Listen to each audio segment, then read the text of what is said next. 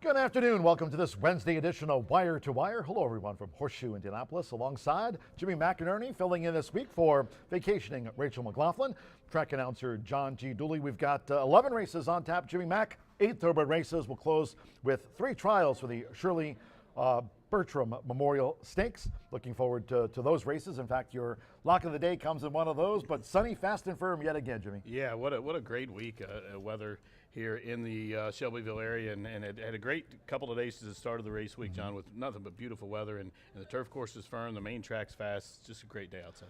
We'll be talking about, during the highlights package from yesterday's card, a top-notch performance in our quarter horse feature here on yesterday's card. We'll get to that. Again today, 3 trials for the Shirley Bertram Memorial, races 9, 10, and 11. So today, a beautiful day for racing. Let's check in right now here on the pre-race show with Todd Clausen from WRTV6 with the official race day forecast and another beautiful one on tap here in the S-ville.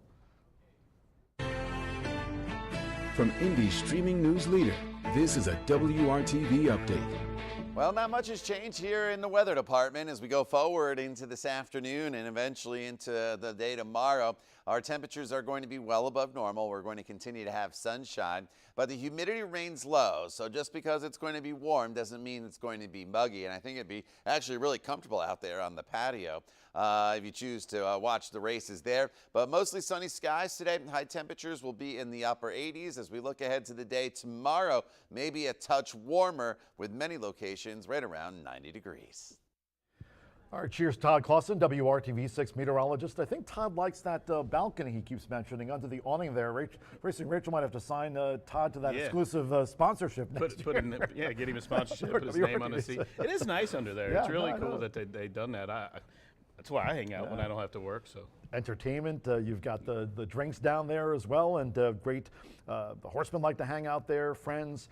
Certainly, if you're joining us here at the races, a great spot. And of course, that awning was up this year too, and also helps block the sun during those hot summer days. Yeah. We know less humidity here today, as Todd just reported. So 11 races on tap here. Going back to yesterday's card, a couple of highlights. We'll get to the quarter horse feature in just a moment, but as part of the thoroughbred card here yesterday, Summer in Tahoe, 11-1. Deshaun Parker on the lead. It was our turf feature here on Tuesday's card. Again, no portable rail up this race week. Course was firm. Summer in Tahoe turned in front. Jimmy Mack with about a 4-length cushion. Yeah, he led every step but the last one as strike one ready for Jose Ortiz was in town, comes splitting horses here late. That's him, the 6 horse, and is going to just squeeze through this narrow opening and get up in time. Bomb Cyclone finished 3rd under jockey Jose Ortiz, that big favorite on a lot of people's singles in the early pick 5, late pick 5. But here, Jose Ortiz, one of the top jockeys in the nation, getting the job done. Strike win ready for Ignacio Correas. And Nacho was happy with that performance yesterday. Yeah, definitely was happy. He, in that pick 5 with that horse, I mean, they did the horse take a little action, but the pick 5 came back, I think, almost 4,700. So in pretty formful, except for the last race yesterday. But Jose Ortiz comes in town for a reason, not the season. Yeah, the late Fire 5 over $4,000. I think the late pick 4 paid over $1,000. The $1 Horseshoe Hat Trick Turf Pick 3, that's in play here as well today on races 5, 7, and 8. That came back just under $1,000. That's a bet you want to get involved with. That it's been garnering a lot of interest in the $1 base bet and accompanied with the full turf races. It just makes a great betting. If you're right, you get paid. Wrapping up the card yesterday was a nice quarter horse feature. It's all about the break, isn't it? Quarter horse handicappers. Martha Clausen tells us all the time, down to his nose, because WRS Valentino was the favorite in the finale under jockey Diego Bocanegra. I mean, how did he get this done? I mean, we're talking, split-second finishes here in quarter. This was a tough field inside the final 110 yards. Diego Bocanegra, 8-year-old, well done, old boy. WRS Valentino goes to his nose at the start. Jimmy Mack gets a 15th career victory. Yeah, and gets to say hi to Cody Photography in the winner's circle. I bet, those are the single to him in that pick 3, or, the late double or whatever, 4 to 5. You see that right out of the gate, you think, oh, I'm done. WRS Valentino's 15th career victory. Congratulations, Diego Bocanegra, one of our top quarter horse jockeys here this season.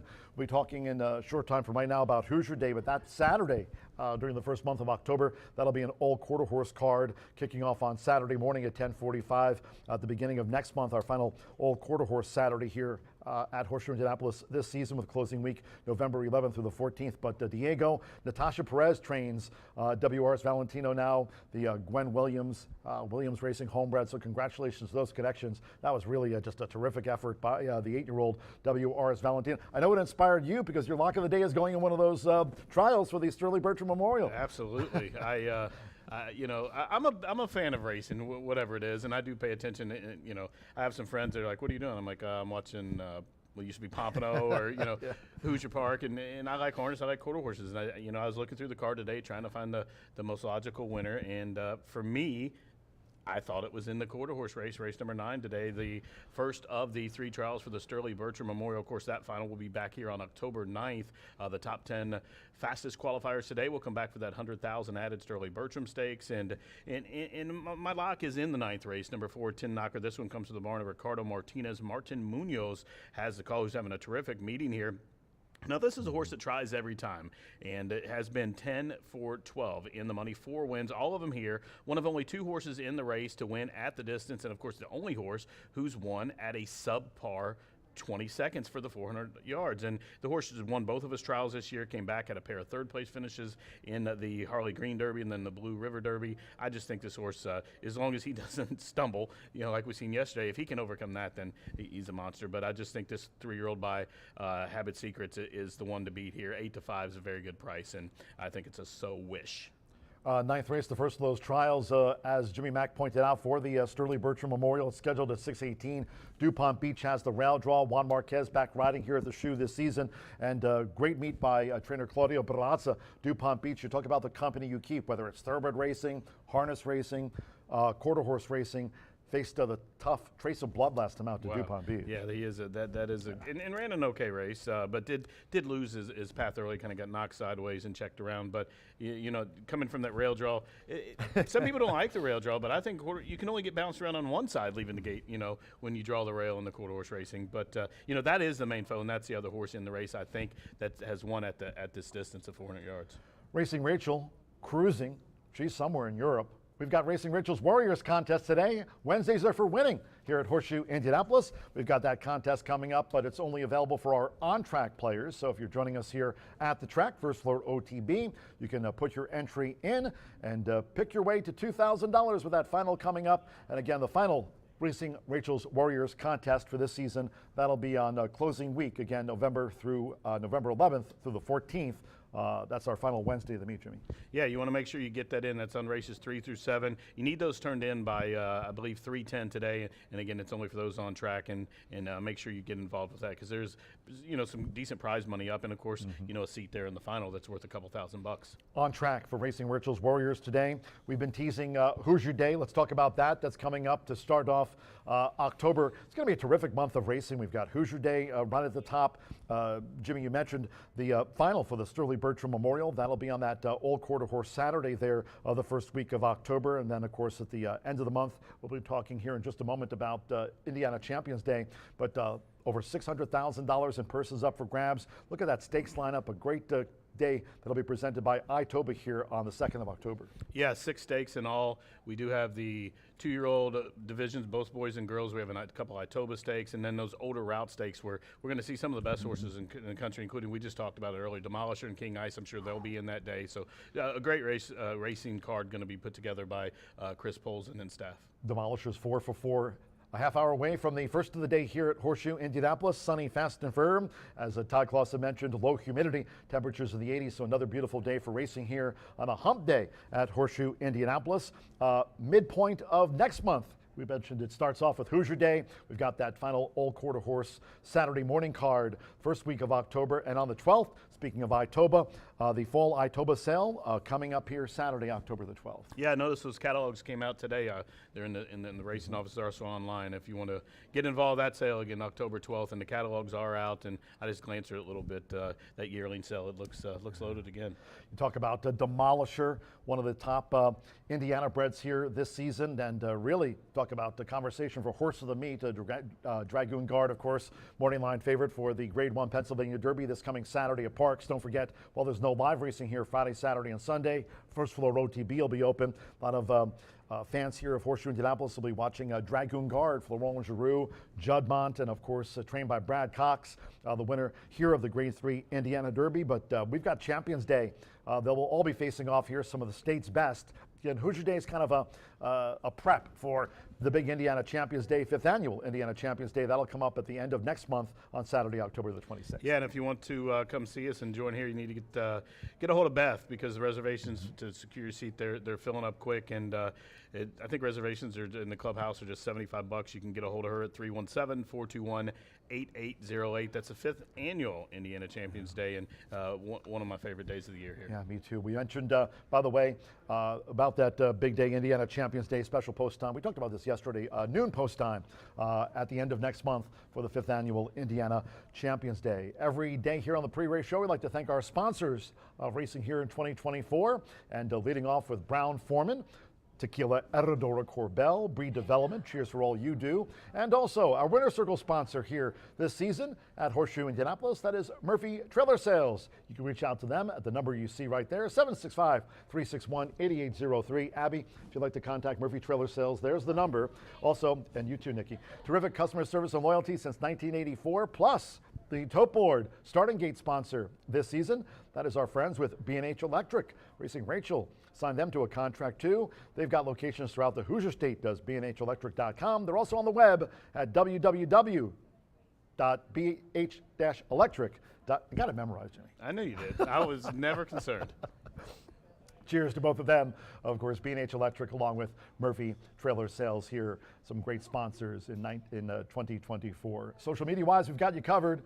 If you'd like to reach out to us on social, yeah, because today, Horse Racing Nation, they sent out some of the trainer standings as far as the turf races go here at Horseshoe Indianapolis. So some great stats coming from Ed DeRosa and crew.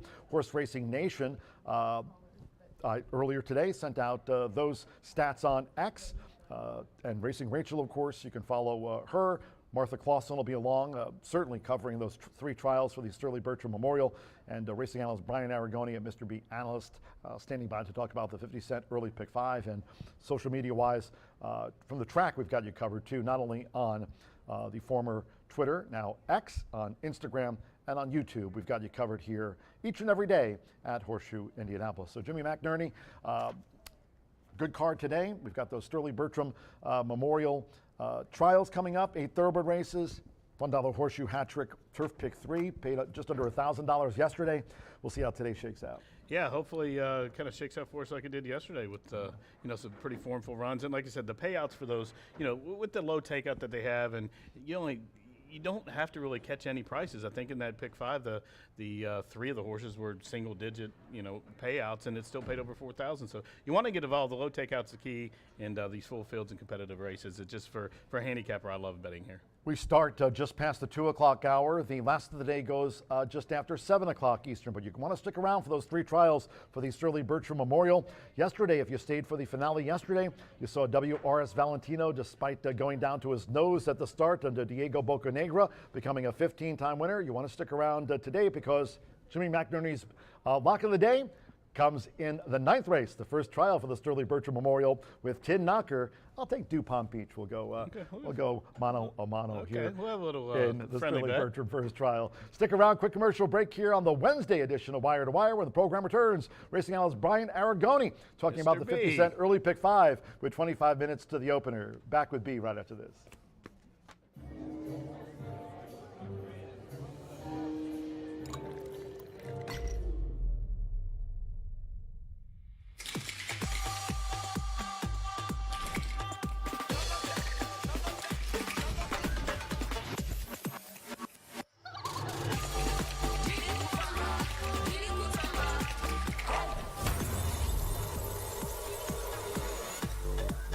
Tequila Herradura. Extraordinary awaits.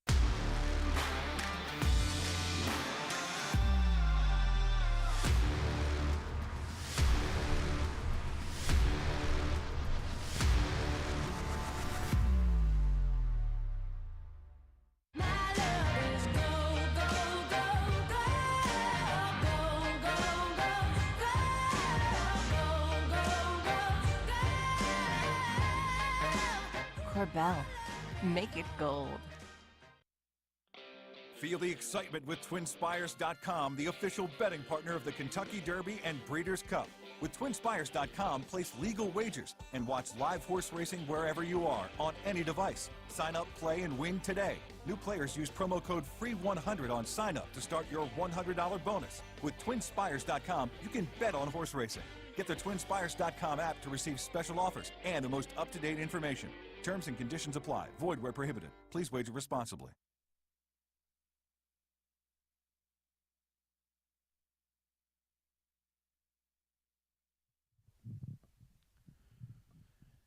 Here we are back for the second half of Wire to Wire. And speaking of second half, congratulations to you because you made it through the second half of the week. We have officially made it through the early portion of the card here at or the early portion of the racing week here at Horseshoe Indianapolis. Let's take a look at this early pick 5 ticket in here. And as you can see, I'm going to single right off the rip. The single is going to come in the first race. Not many people like to single, but I happen to fancy Herb Elias. 2-1 right now. 7-5 morning line. Nothing too appealing or that like really jumps off the page, but I thought this is a horse who missed the break significantly worse than maybe you'd see in the running line. It says awkward start, evenly. They recovered so fast that 2.5 lengths is accurate, but before that, about 50 yards out of the gate, they were about 7 to 10 lengths behind that field, rushed up and tired in the lane, as you would expect after missing the break by 10 and spotting the field so many. I think Herb Elias deserves a look. Breaks from the outside today. If they can break with the field, could be a single in here, and a horse who might not even go off favorite. I've seen El Dandy touch favoritism in this race early on. It was El Sargento at 2-1, a horse that I know the computers are in love with, infatuated with. Even though computers don't necessarily have feelings, it does appear that they happen to like El Sargentino quite a bit. And that horse, frankly, did not look too appealing crossing the wire last time out. I think we learned one thing is that 2-year-old not ready to go 2 turns yet for El Sargento, but I am all about Herb Elias for L&N Racing. Steve Asmussen, Alberto Burgos looking to kick off their Wednesday here with a winner, and I am going to single in the opener as we move along to race number 2. Now, we're not going to go incredibly deep on some of these races. I don't think you have to go super deep, but we're going to try and get a little bit creative throughout this, but not in this race. 2, 3, and 5. Touchdown Rocket is a horse who took some action, but when it comes to Brad Cox standards, 4-1 on debut isn't really taking as much love as maybe for some other trainers. That's actually, in my opinion, somewhat chilly on the board against the 7-horse field over at Ellis. Now they ship in. Usually the Brad Cox trainees are cranked and ready to rock and roll at first asking. They do win at 28% second time out in here. Sprint Tour out 30%, so likely to go off favored. But I've been impressed with Chalice. Chalice has gone off at some big prices. Have been on my ticket, but have not been able to get the job done. But this is a horse who is routinely disrespected at the wagering windows: 15-1, 32-1, 23-1, and 20-1. Now, what do all those numbers mean? It threw a lot of high odds out at you. The horse has hit the board in all of those starts. So, going to take some love today, but unlikely to take as much love as the Brad Cox trainee. 2, 3, and 5. We'll see who can win the War of Endurance in the second, going 1 mile. Race number 3, 5, 6, and 7 in this spot. I know a lot of people are going to fancy and maybe potentially single themselves in the 5, Trafalgar Shore. That's a horse who has run very well, but one of the things I was slightly concerned about is those wins have been very measured. Maybe a little bit of hang potentially, just kind of hangs around. You see the horse always picking up pieces, but in the wins has never really opened up and dominated in the fashion that Economic Hangover did last time. Joe Davis winning at 13%. He owns and trains Fernando de la Cruz, one of the best riders in that jocks room, is going to be aboard just as he was August 22nd. And I want to see a horse, regardless of the class level. Economic Hangover won the right way. This is a horse who split late, absolutely dominated that race and won going away. $5,000 claim last time out, now in for $10,000. Certainly the waters get deeper, but that's a horse who looked good winning versus Trafalgar Shore. Has been running against tougher competition, no doubt about it, but it's just been kind of hanging around.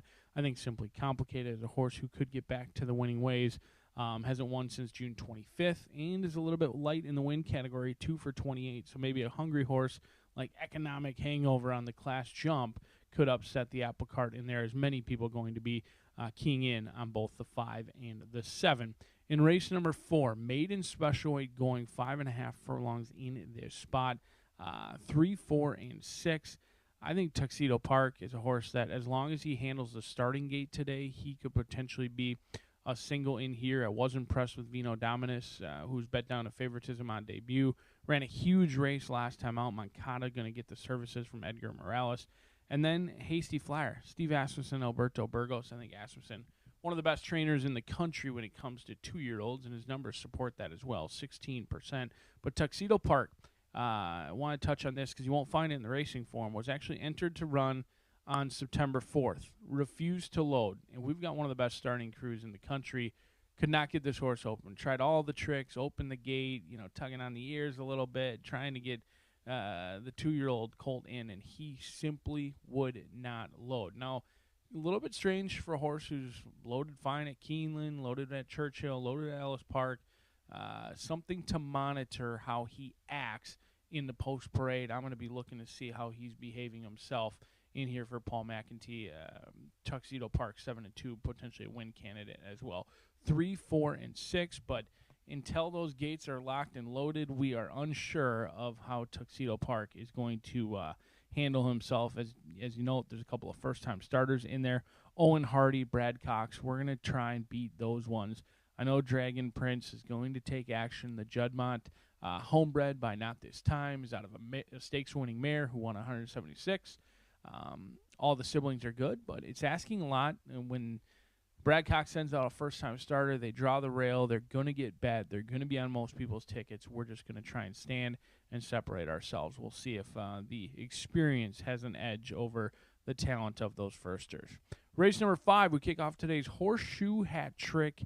$1 pick 3 in the 5th. We'll be on the turf course in races 5, 7, and 8. A mile and a 16th in here. And this is a wide open betting race. I think this is the best betting race of the day. I'm excited that it covers both the early and the late pick 5 because this race looks wide open. I mean, one of the morning line favorites, Kamagazi Umgagi, I'm not going to have on my tickets. A horse who, in my opinion, hasn't really developed too much from 2 to 3. There was a ton of talent shown on display in the debut, and then they dove into the deep waters at Kentucky Downs, tried a $110,000 allowance race over at Keeneland, and has not progressed at all. They came back as a 3-year-old running again on Ruby Stakes Day and is somewhat pace dependent. I just don't see enough pace in this race to set it up for her. So we're going to go 3, 4, 7, 8, 9, and 11. A couple of long shots to look at is Stupendous, Donna Riley, and Alberto Burgos. 1 for 24, ran a huge race last time out. A horse who was closing in very quickly and galloped out much best. You've also got Sally Bally Santos Sanger. Want to welcome him back to the jocks room. He was off for a while with an injury. He's back aboard today, looking to improve on that 15% win rate, and certainly good signs pointing in the right direction. That Yarmir Correa, Marcelino Pedroza Jr., and Santos Sanger all returning from injury, and wishing them the best of luck. But the best betting race of the day, in my opinion, is the 5th race, where you could find your live long shot, as we're 15 minutes away from Wednesday here at Horseshoe Indianapolis. Again, congrats on making it to the second half of your racing week here at Horseshoe Indianapolis, and we certainly wish you the best of luck.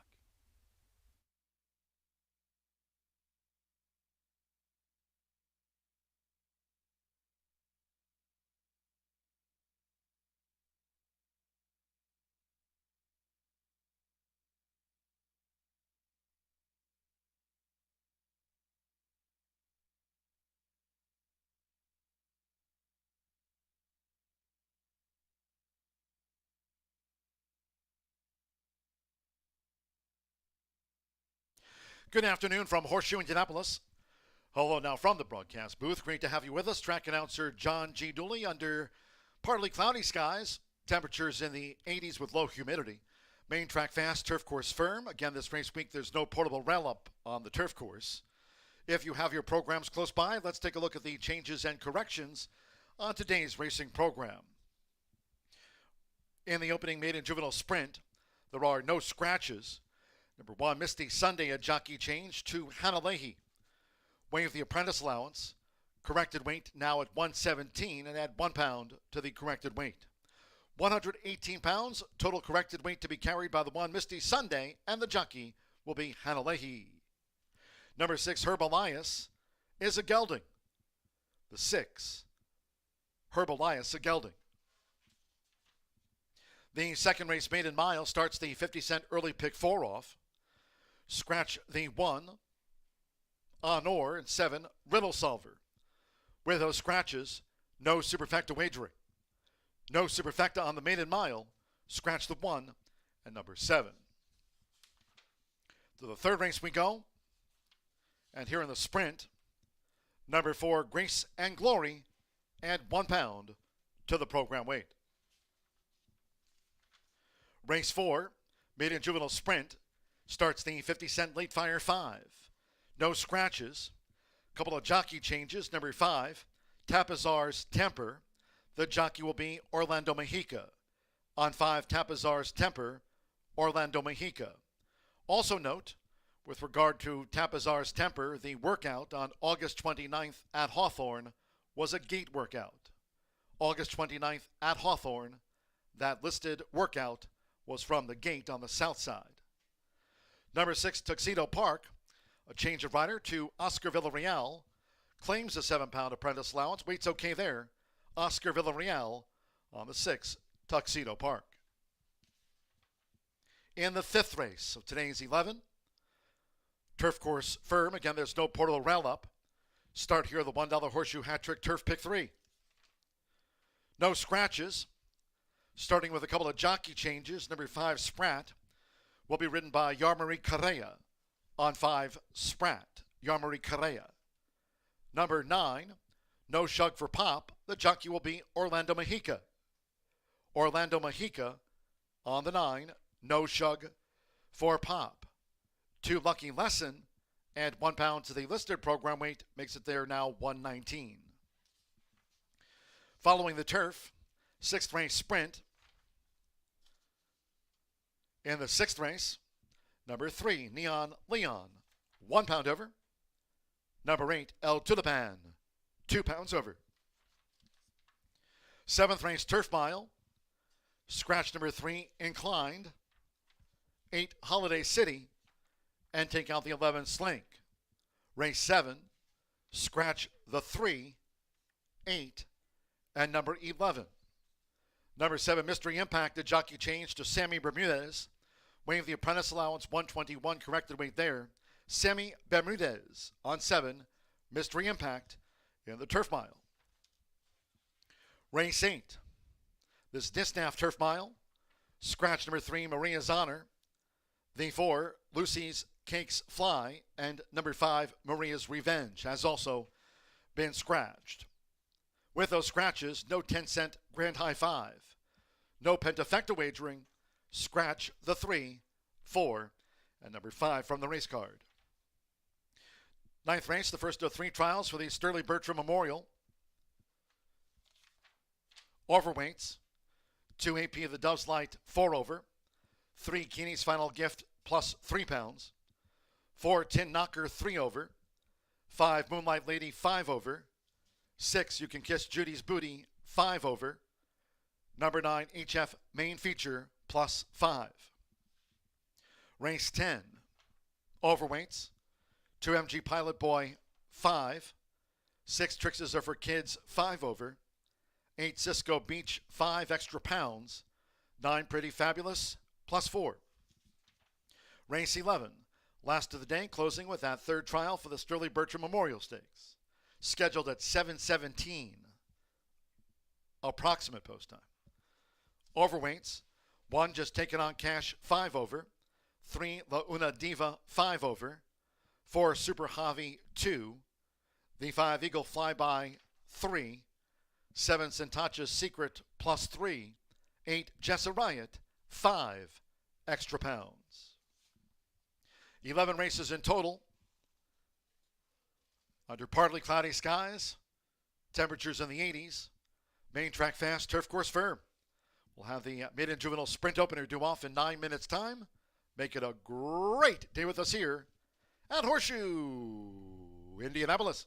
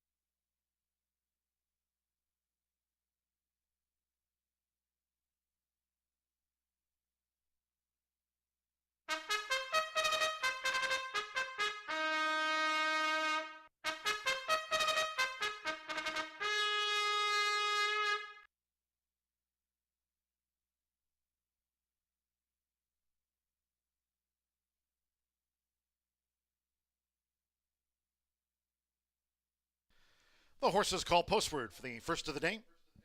Kicking off the card with a maiden juvenile sprint over the 5.5 furlongs, a field of 6.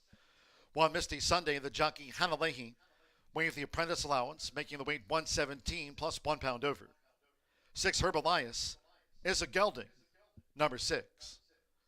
Ranks 1 of 11 with exacta, trifecta, superfecta. Double pick 3 starts at the 50-cent early pick 5. Fast and firm. 3 minutes to post time. 3 minutes.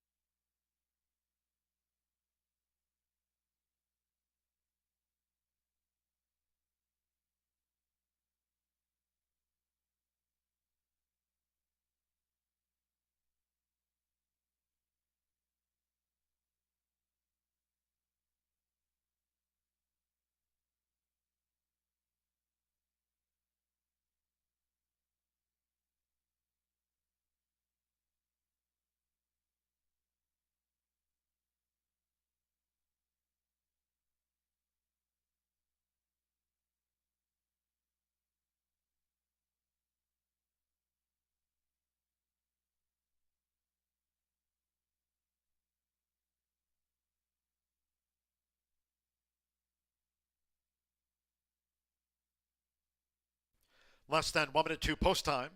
Starts at the 50-cent early pick 5. Less than 1 minute.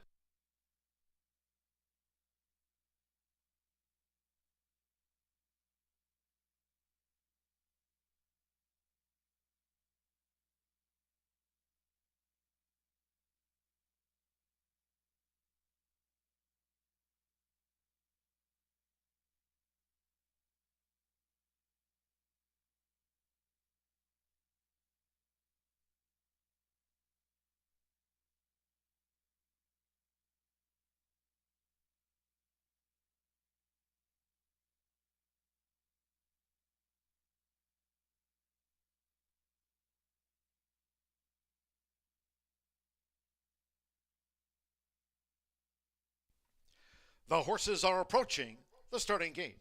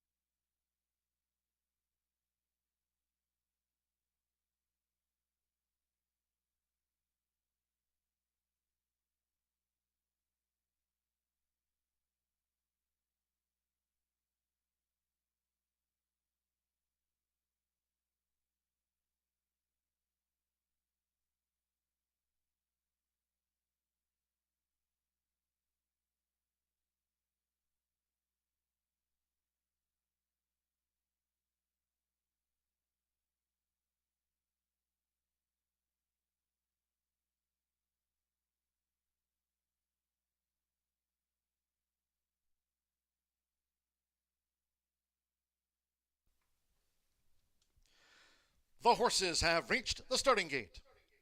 It is now post time. They're going in, Hanalehi with the filly Misty Sunday.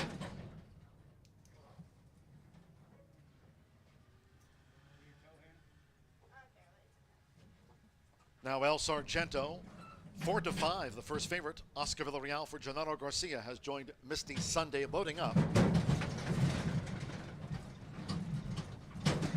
Misty Sunday getting fractious in the gate. Now Complex Cat. Welcome back, Santo Sanjor. Deshaun Parker, El Dandy, yellow and the black blocks. It's even money. El Sargento, couple them back. Manny Esquivel with gift certificate, drew 5. Loads at 22-1. 4-5, El Sargento, one more. Herb Elias leading jockey Alberto Burgos with 58 wins here this season. Sunny, fast and firm, they're in the gate. Away and running at Horseshoe Indianapolis. And sluggish starts for El Dandy along with Herb Elias, who's drifted back toward last. El Sargento broke sharp there for Oscar Villarreal. It's El Sargento who leads the dash past the half-mile pole with Complex Cat and the black silks right there for Santo Sanjor back in action. Misty Sunday with the rail. Then in between horses, gift certificate. El Dandy is 4 wide as they enter the far turn. Herb Elias up 1 spot. And Misty Sunday now trails here in the Wednesday opener. The quarter 22.91 seconds coming toward the quarter pole. It's El Sargento at 3-5. El Sargento's in front of Complex Cat. El Dandy is wide. Gift certificate straightens away in 4th. And then Herb Elias and Misty Sunday as these maiden 2-year-olds come for home. It's El Sargento. El Sargento now leads Complex Cat by 4 with 1 furlong to run. Then in between horses, gift certificate toward the inside. Herb Elias with a late bid, and on the outside, El Dandy. Misty Sunday is last. Well inside the final 16th with Oscar Villarreal. El Sargento, the hot favorite, home by 8. Herb Elias gains second. Third's close and nose between gift certificate with Complex Cat.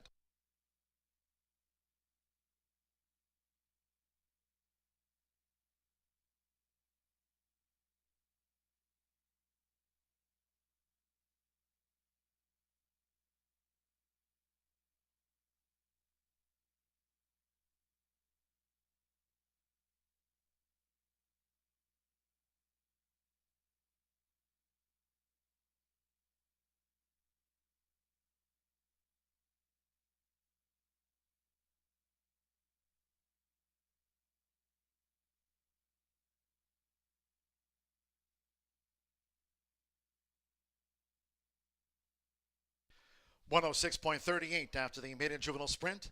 106.38 seconds to El Sargento at 3-5 with the money on first. The judges will examine a photograph before posting the remaining order finish. Hold all tickets. Oscar Villarreal claims the 7-pound apprentice allowance, gets the 3-5 favorite home at the top of the card for leading trainer Gennaro Garcia. Southwest Racing Stables, third time was the charm on the drop for El Sargento.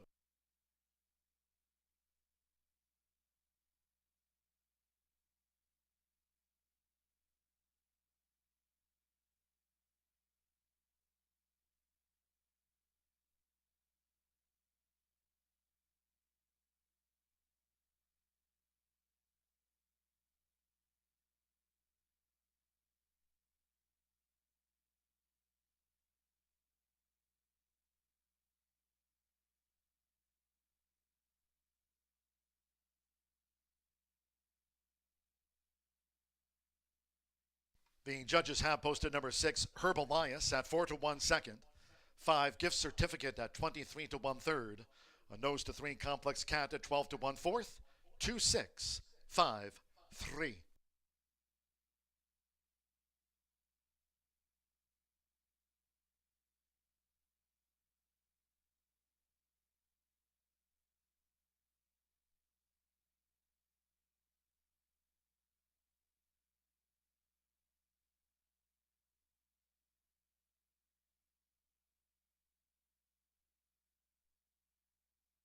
Returning to the Murphy Trailer Sales winner circle, the 2, El Sargento with Oscar Villarreal.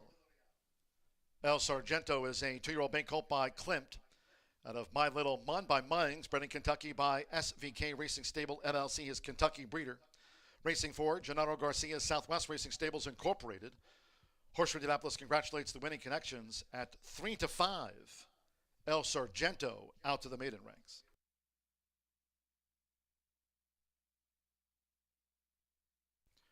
The first official.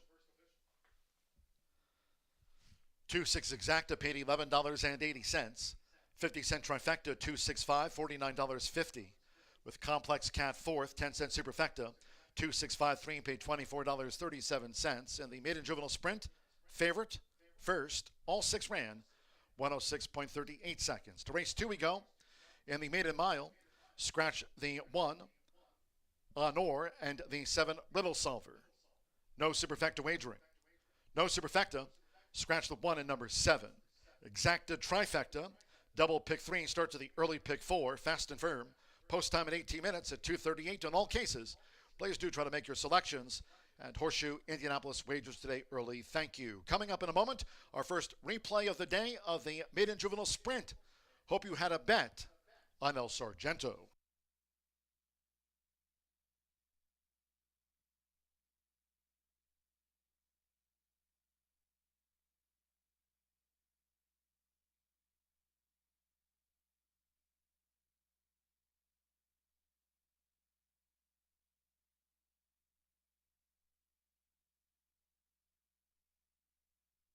They're in the gate. Away and running at Horseshoe Indianapolis. And sluggish starts for El Dandy along with Herb Elias, who's drifted back toward last. El Sargento broke sharp there for Oscar Villarreal. It's El Sargento who leads the dash past the half-mile pole with Complex Cat and the Black Silks right there for Santos Sanjor back in action. Misty Sunday with the rail. Then in between horses, Gift Certificate. El Dandy is 4 wide as they enter the far turn. Herb Elias up 1 spot, and Misty Sunday now trails here in the Wednesday opener. The quarter 22.91 seconds coming toward the quarter pole. It's El Sargento at 3 to 5. El Sargento's in front of Complex Cat. El Dandy is wide. Gift Certificate straightens away in 4th. And then Herb Elias and Misty Sunday as these maiden 2-year-olds come for home. It's El Sargento. El Sargento now leads Complex Cat by 4 with 1 furlong to run. Then in between horses, Gift Certificate toward the inside. Herb Elias with a late bid, and on the outside, El Dandy. Misty Sunday is last. Well inside the final 16th with Oscar Villarreal. El Sargento, the hot favorite, home by 8. Herb Elias gains second. Third's close and nose between Gift Certificate with Complex Cat.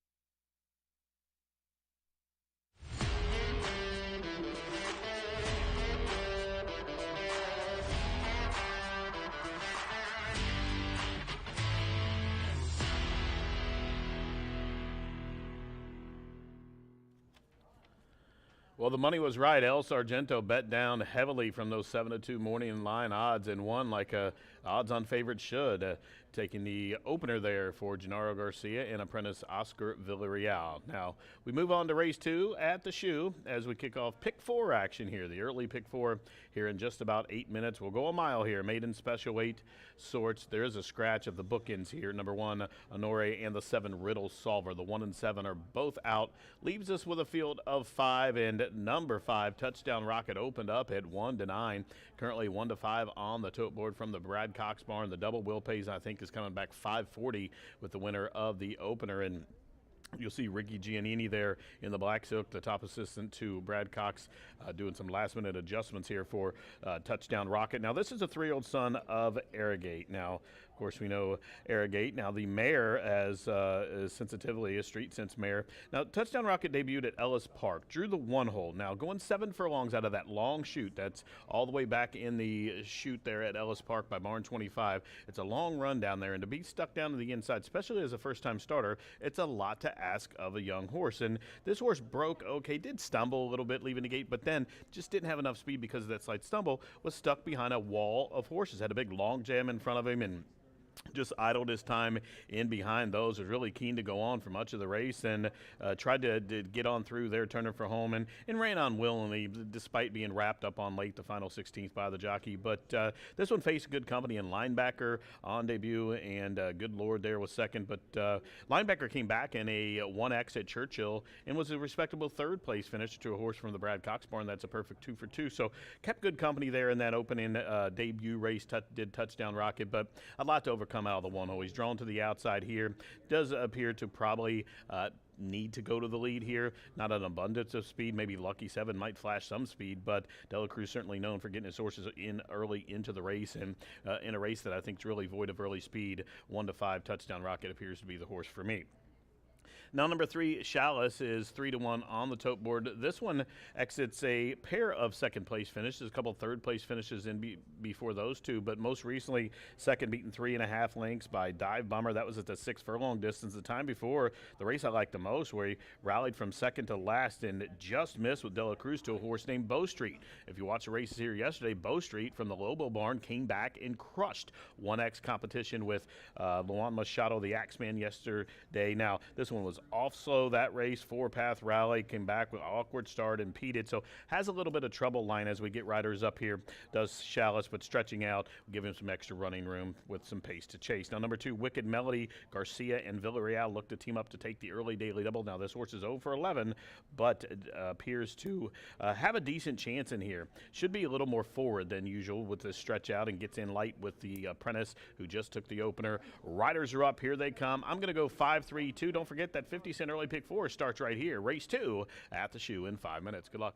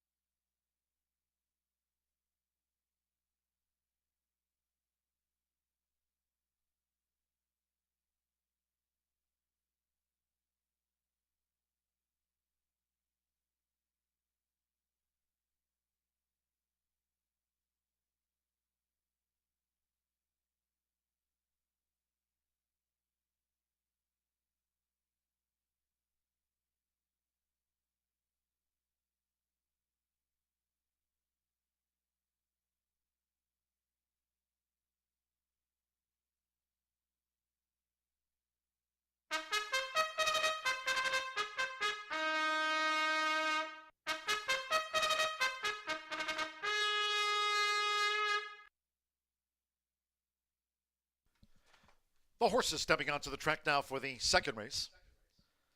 This race will be run at 1 mile, a field of 5 in the maiden. Scratch the 1, Honore and 7, Riddle Solver, no superfecta wagering. No superfecta, scratch the 1, and number 7. Exacta, trifecta, Double pick 3, maiden mile starts the 50-cent early pick 4. 3 minutes to post time. 3 minutes to the off.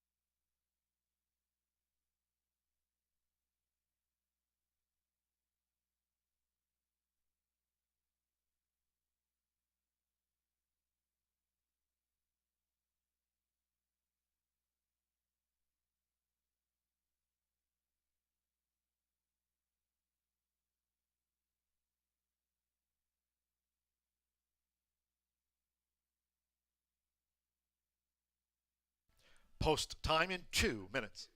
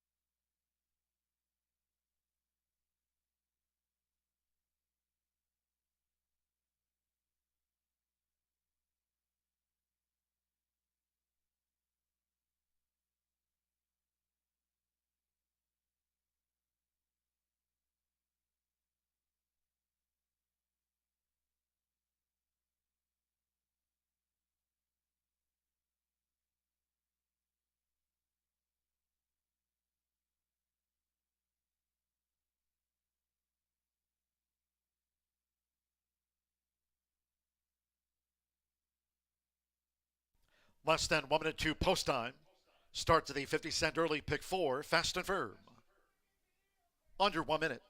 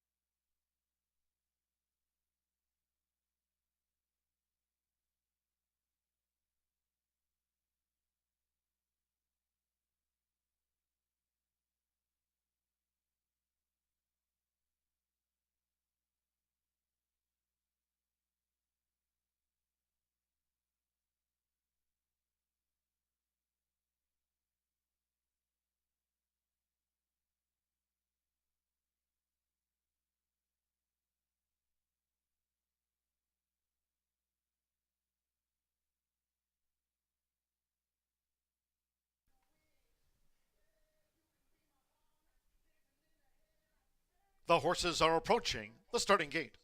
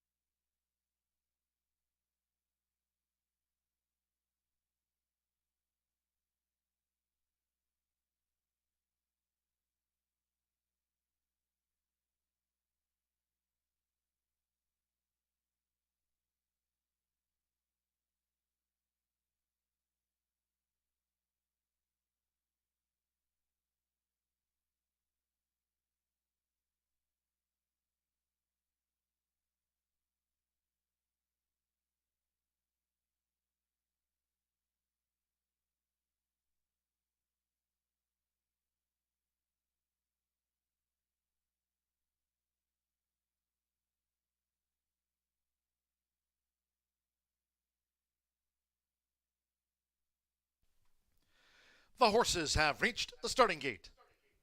It is now post time. Loading in front of starter Rank Kuick. Here's Wicked Melody. Oscar Villarreal going for the opening double with Gennaro Garcia. Evan Roman with Chalice coming up. Joins Wicked Melody.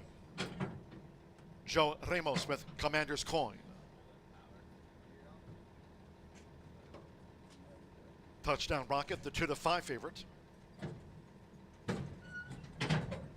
Commander's Coin loaded at 20-1 odds. Now Touchdown Rocket. Fernando de la Cruz for Brad Cox was fourth on Ellis debut to linebacker.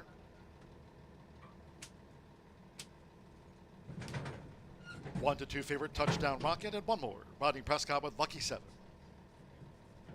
Three-time started Lucky 7. Seconds of the day from Horseshoe Indianapolis. All in. They're off. Touchdown Rocket broke just a beat slow. Commander's Coin broke sharp. On the outside, Lucky 7 in the gold silks with a black cap. And there's Touchdown Rocket, who's up and after the lead for Fernando de la Cruz. As they enter the first turn, it's Commander's Coin. Commander's Coin leads up the near side for Joe Ramos as Touchdown Rocket is alongside at the 6.5. On the outside is Lucky 7 in the 3-path there for Rodney Prescott as they go to the back of the track, saving ground for Oscar Villarreal, Wicked Melody, and with Evan Roman, Chalice has drifted back to last. The first 2 of 8 furlongs in 25.18 seconds. Touchdown Rocket has taken the top. It's Touchdown Rocket in front. Leads here by 3/4 length to Lucky 7. Right toward the inside, Commander's Coin in the orange cap. Chalice and Wicked Melody held up in between horses as they go past the half-mile pole.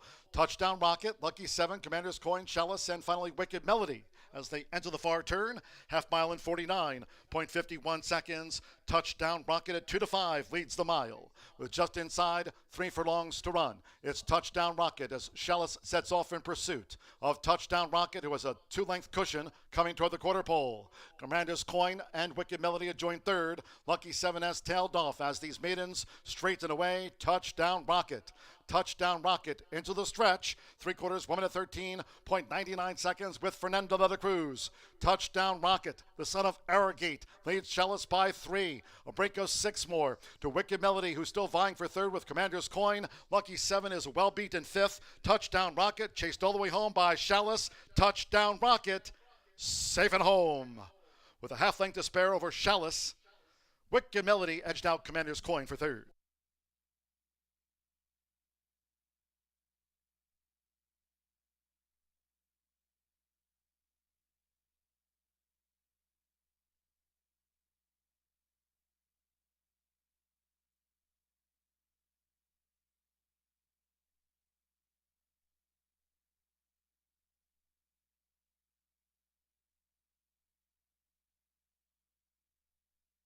$139.47 after the maiden mile, 5-3 and then a show photo.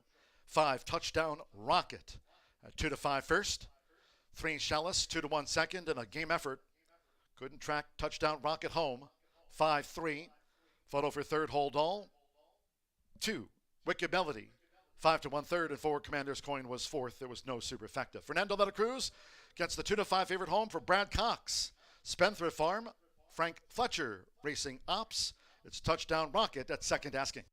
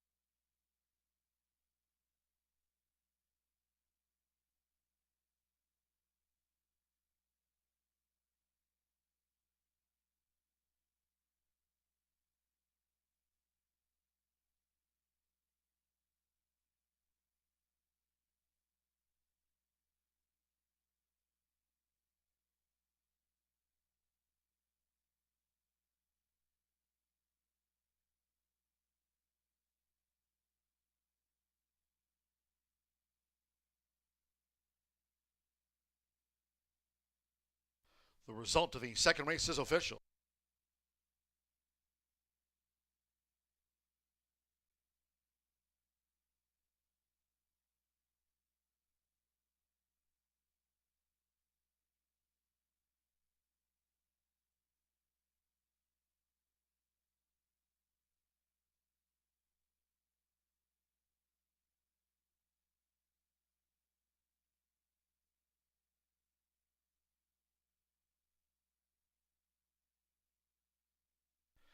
Returning to the Murphy Trailer Sales winner's circle, the 5 Touchdown Rocket with Fernando de la Cruz. Touchdown Rocket is a 3-year-old gray roan colt by Arrogate. Out of the Street Sense mare, Sensitively, bred in Kentucky by Ashview Farm and Old Oak Farm. Brad Cox trains for Spendthrift Farm LLC and Frank Fletcher Racing Operations Incorporated. Horseshoe Indianapolis congratulates the winning connections at 2-5. Touchdown Rocket takes out the maiden mile. Results in 5-3 exact of $4.20. Wicked Melody ran third. 50-cent trifecta 5-3-2 coming back $1.20. 2-5 the opening double favorites both. El Sargento Touchdown Rocket sweep it for $5.40. The maiden mile 1-7 were the non-runners. Favorite first. 5 ran 1:39.47 seconds. We go to the third. It's 19 minutes away in the sprint. No scratches. All 7 run. There are no jockey changes in the next one. Number 4, Grace and Glory, 1 pound over. Exacta, trifecta, superfecta, double pick 3, 3:07, post time.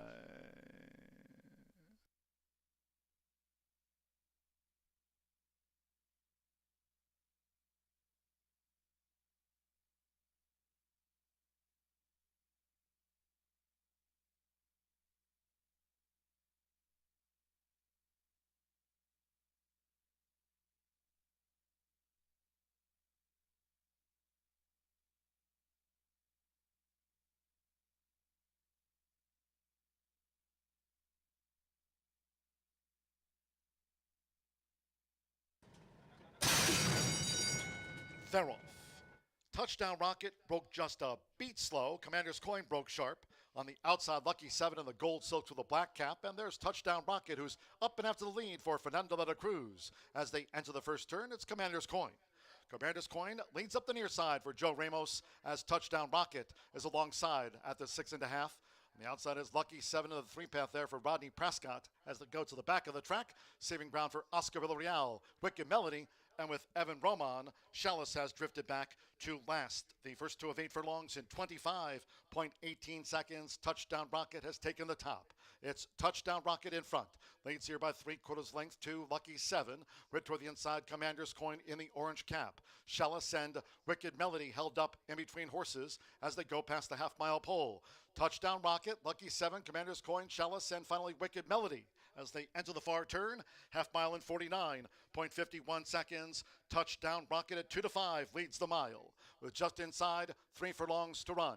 It's Touchdown Rocket as Chalice sets off in pursuit of Touchdown Rocket, who has a 2-length cushion coming toward the quarter pole. Commander's Coin and Wicked Melody had joined third. Lucky 7 has tailed off as these maidens straighten away. Touchdown Rocket. Touchdown Rocket into the stretch. 3/4, 1 minute 13.99 seconds with Fernando de la Cruz.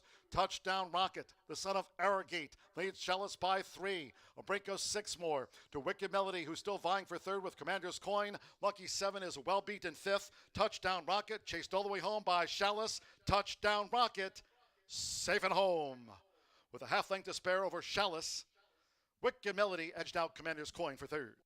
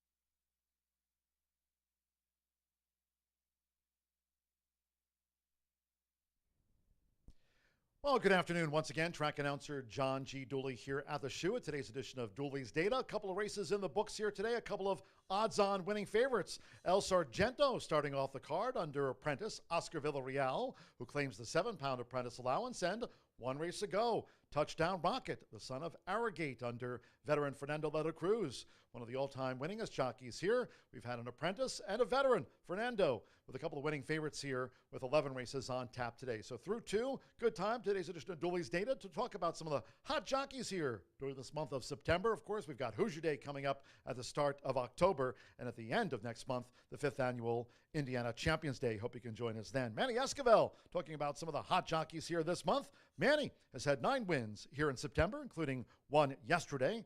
Evan Roman, part of that conversation for some of the hot jockeys here in September. And of course, Evan has been right there among the top 5 on the leaderboard since we kicked off the season here with the total solar eclipse during the early part of April. Evan Roman, 7 wins this month. Now Fernando de la Cruz, he just won that second race, the maiden mile, for Brad Cox, Spendthrift Farm, and Frank Fletcher Racing Operations with the son of Arrogate, Touchdown Rocket. So we had one more to Fernando, while leading jockey Alberto Burgos, Fernando, they're tied at the top of the jockey standings overall. They've won 6 races here this month, along with veteran jockey Rodney Prescott, also along with Fernando de la Cruz, the all-time winningest jockeys here in history. 22nd season of thoroughbred and quarter horse racing at Horseshoe Indianapolis here in 2024. Axel Concepcion, of course, that talented apprentice, now journeyman. Axel has the highest win percentage at 38%, with 3 wins from 8 rides here when competing at Horseshoe Indianapolis. Today's edition of Dooley's Data,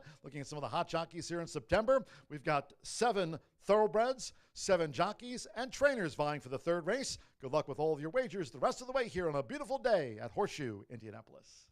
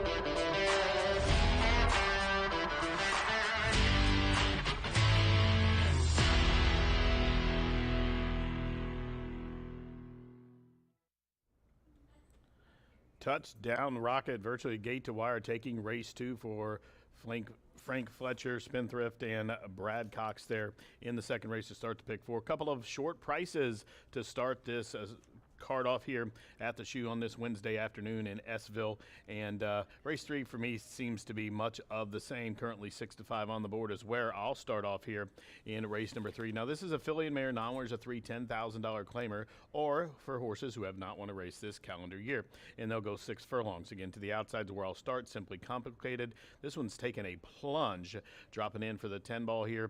6-5 on the board, gets the services of co-leading rider Alberto Burgos. Ron Harrell sends this one out. This is a 5-year-old daughter of Overanalyze. You'll see her there with those red blinkers with her ears up, just kind of taking in things there in the paddock. She's a 2-time winner from 28 starts. Now, that's not a lot to write home about, but she's 13 for 28, of which 11 out of 18 here over this Indiana dirt. And both of her lifetime wins have came at this distance. Now, she's taken this as a class drop after exiting a 5th place finish in a 2 other than here in behind Asset Purchase, the Kid Pataki. That one's won a couple of races for Tony Cunningham. I believe she is, in fact, a stake winner. Time before, she was 3rd, beating 3 lengths in behind Laura Mann. That's an Anna Maya piece, and just seems to be right there. She can be forward. She can stalk. She's drawn to the outside here at this 6 furlong distance, so she can pretty much ride her own ticket from the outset. Kind of surprised to see her in for the 10 here with some residual value. She's got some good pedigree, especially that second NAM stake winner. She's thrown a couple graded stake winners. So Simply Complicated is in here to get the lion's share on this class drop for me. Main opposition, I think, is going to be number 5, Trafalgar Shore. Gennaro Garcia already with a win on the card. Minnie Escovel will get the leg up here on this 5-year-old daughter of Lord Nelson. Currently 3-1 on the board. You see her walking there with the white blinkers being led around. And she was second, just missed in behind Ace Reporter. That's a horse that's won 6 or 7 races from the Randy Klopp barn. And ran a good race there in that starter allowance. The time before in that 3 other than optional race, that basically was a stake prep back on June 27th, where she was in behind Forever Pink and Artist. Artist, I think, is a 7-time or 8-time winner maybe for Tim Eggleston's, made $150,000. Forever Pink from the Joel Mejia barn, she's made about $150,000 too. So this one's been keeping good company. She won that race for 12-5 3 starts before, where she sat from just off the pace. She picked up her 4th lifetime win. Well, when you look at the condition, you see this is a non-3. Well, she's won 4. This is a non-winners since January 24. She's won this year. How is she eligible? Well, in the subconditions, if you read, it says races were entered for Indiana-bred maidens or Indiana-bred claiming races for $15,000 or less are not considered an eligibility. Well, you throw out her maiden race, it takes her to 3. You throw out the 12-5 race, she's down to 2 wins. So that's how she becomes eligible. Sometimes people do not read all the way down the condition. They try to wonder how a horse is eligible for the condition, but you just have to read those conditions very closely. That's how Trafalgar Shore is eligible for this race, and that's one thing Gennaro Garcia does very good. He reads the condition book well. He knows how to enter his horses, and he jams them in, and that's why he smiles every day in the winner's circle getting his picture taken from Cody Photo. Now for third, number 3, World of Wonder. I think this is just a starting off point for this daughter of Liam's Map. I think she ultimately wants more ground. She's been idle since last year, seems to be training forward. I think she'll be fresh, but I ultimately think she's going to want more ground, but I think she could get a slice at a price, currently 8-1 with Hannah Leahy up for Randy Klopp. Here they come out on the track. Riders up orders have been given. Field of 7 to go 6 furlongs. Post time in just a few minutes for race number 3 at the shoe. Good luck.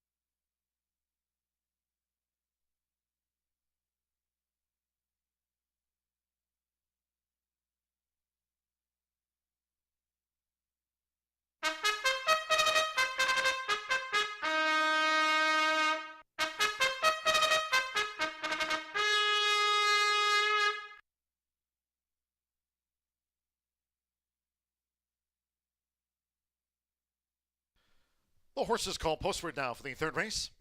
This distaff sprint over the 6 furlongs, a field of 7. No scratches, no rider changes. Number 4, Grace and Glory, 1 pound over the listed program weight. Exacta, trifecta, superfecta, double pick 3. Parading with 3 minutes to post time.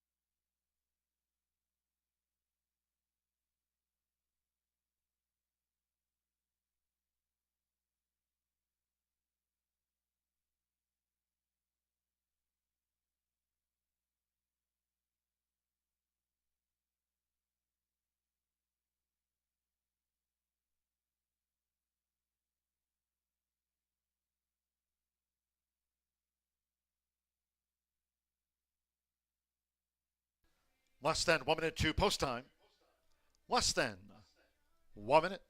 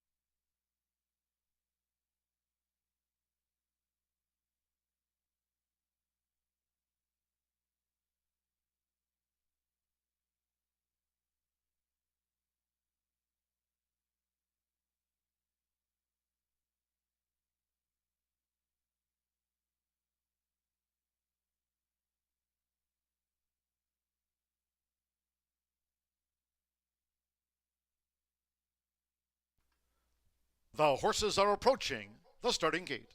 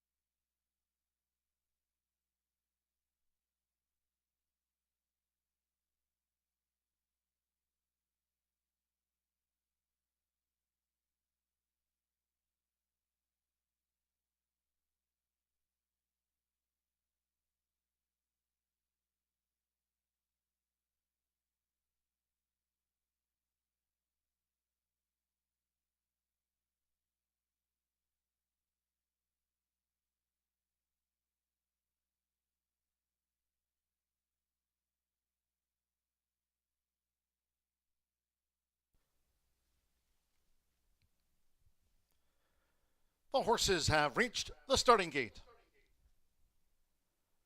It is now post time. Loading. Andres Cayena with Moon Over Tuscany.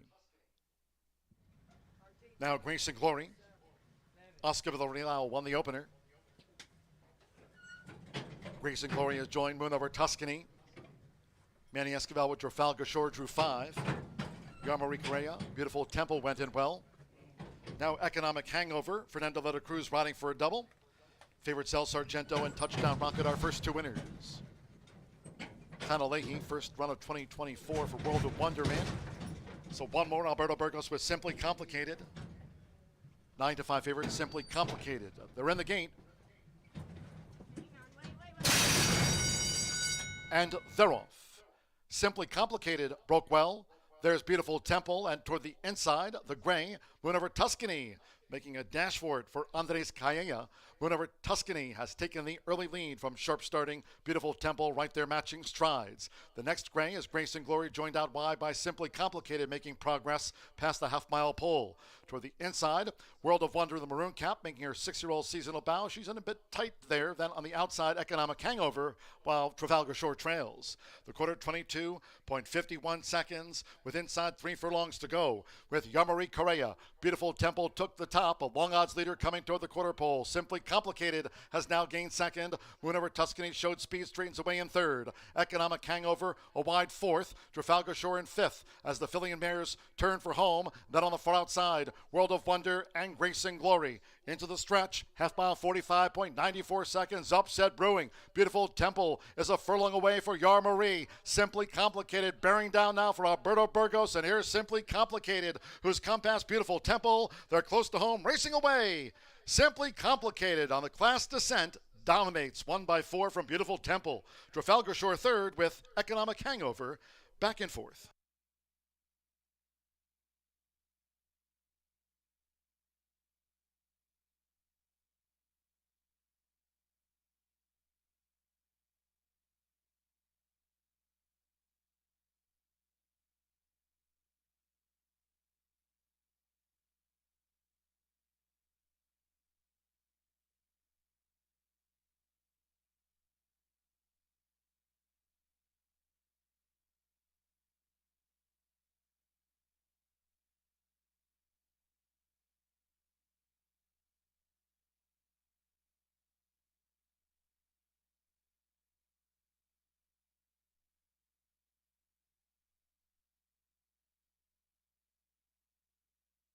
One 12.03 after the distaff sprint.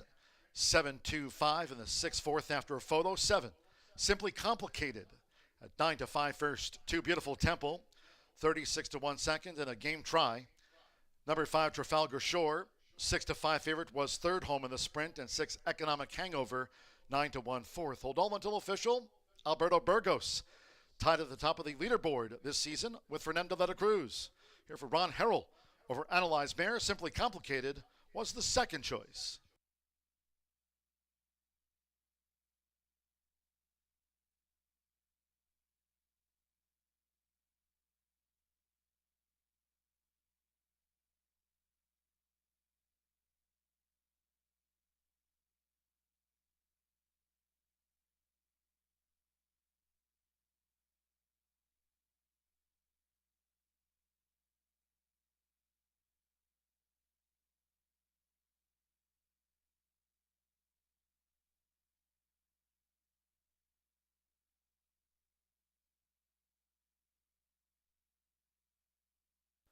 Returning to the Murphy Trailer Sales Winner's Circle, the 7, Simply Complicated with Alberto Burgos. Simply Complicated is a 5-year-old dark bay or brown mare by Overanalyze. Out of Sassy Sadie by Malibu Moon. She's now a 3-time winner.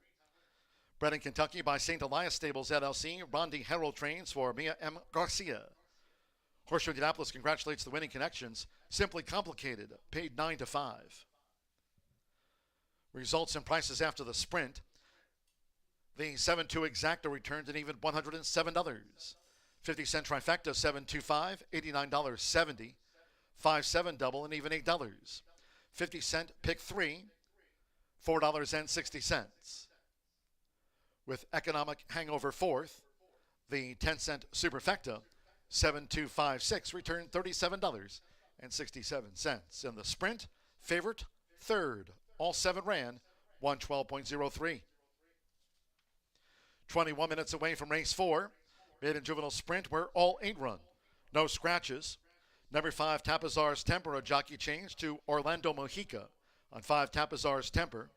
Number 6 Tuxedo Park, a change of jockey there to Oscar Villarreal. Has a win on the card. Oscar Villarreal rides the 6 Tuxedo Park. Also, 5 Tapazar's Temper. Note the workout on August 29th at Hawthorne was from Out of the Gate. Again in the program, August 29th workout at Hawthorne for Tapazar's Temper was from Out to the Gate on the south side. Exacta Trifecta Superfecta, double pick 3 starts at the Late Fire 5, fast and firm, 20 minutes away at 3:37.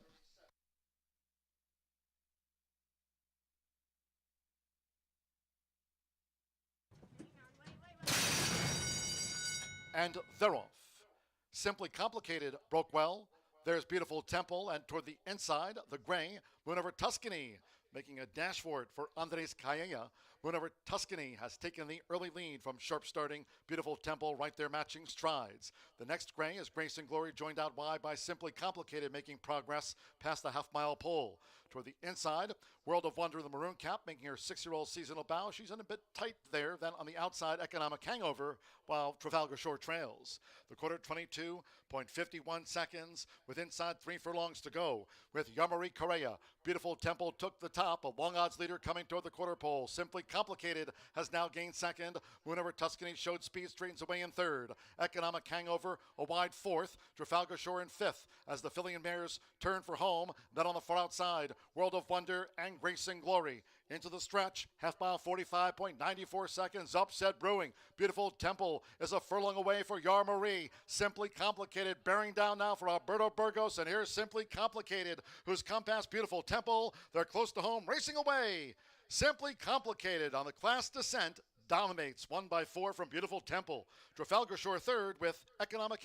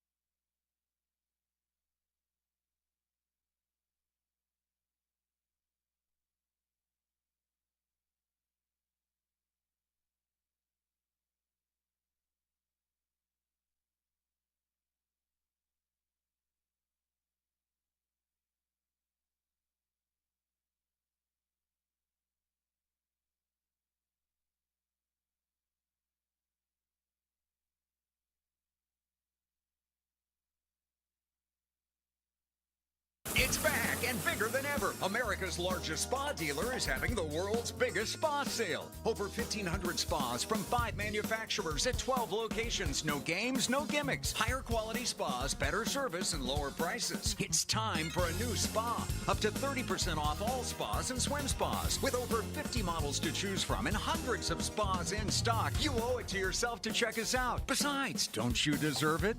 World's biggest spa sale going on now at Family Leisure.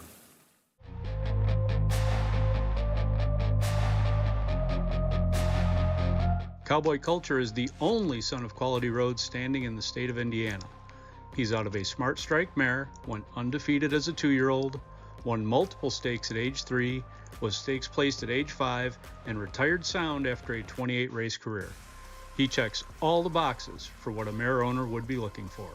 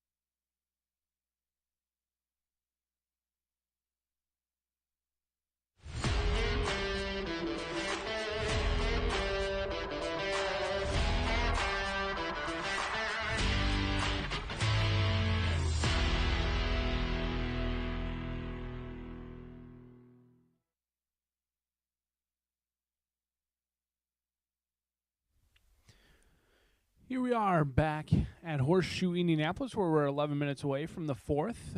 Early on in the card, it's been a little bit of a chalk parade right to the winner's circle. We'll see if that changes up as we move along to the late Fire 5. I expect it will. We've got 3 upcoming races on the turf, and as you may know, turf racing doesn't always play out the way you expect it to on paper. So while we've been off to a chalky start, I do expect that to change, but it may not change this race per se. 11 minutes away from 2-year-olds taking the main stage in here. No scratches, no changes to be reported. 8 of them set to battle it out for their first victory. 5.5 furlongs going to be the distance.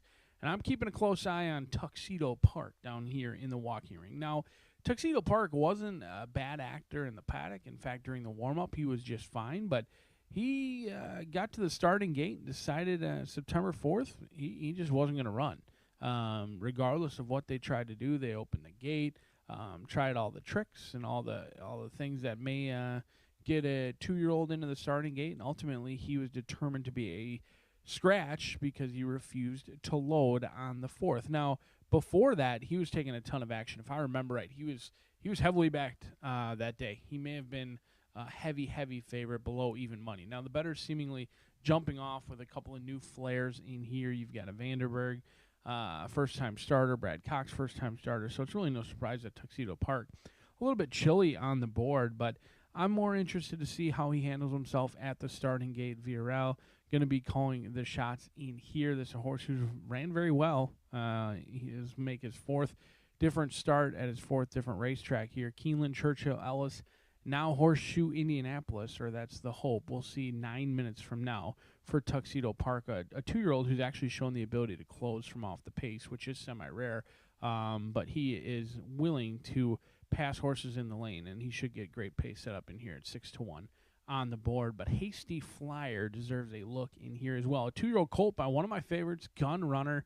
The champion himself developed Hasty Flyer, who's now owned and bred by Winchell Thoroughbreds and Maggie Moss. Alberto Burgos calling the shots in here for Steve Asmussen. Asmussen dominates with 2-year-olds. He wins at 16%.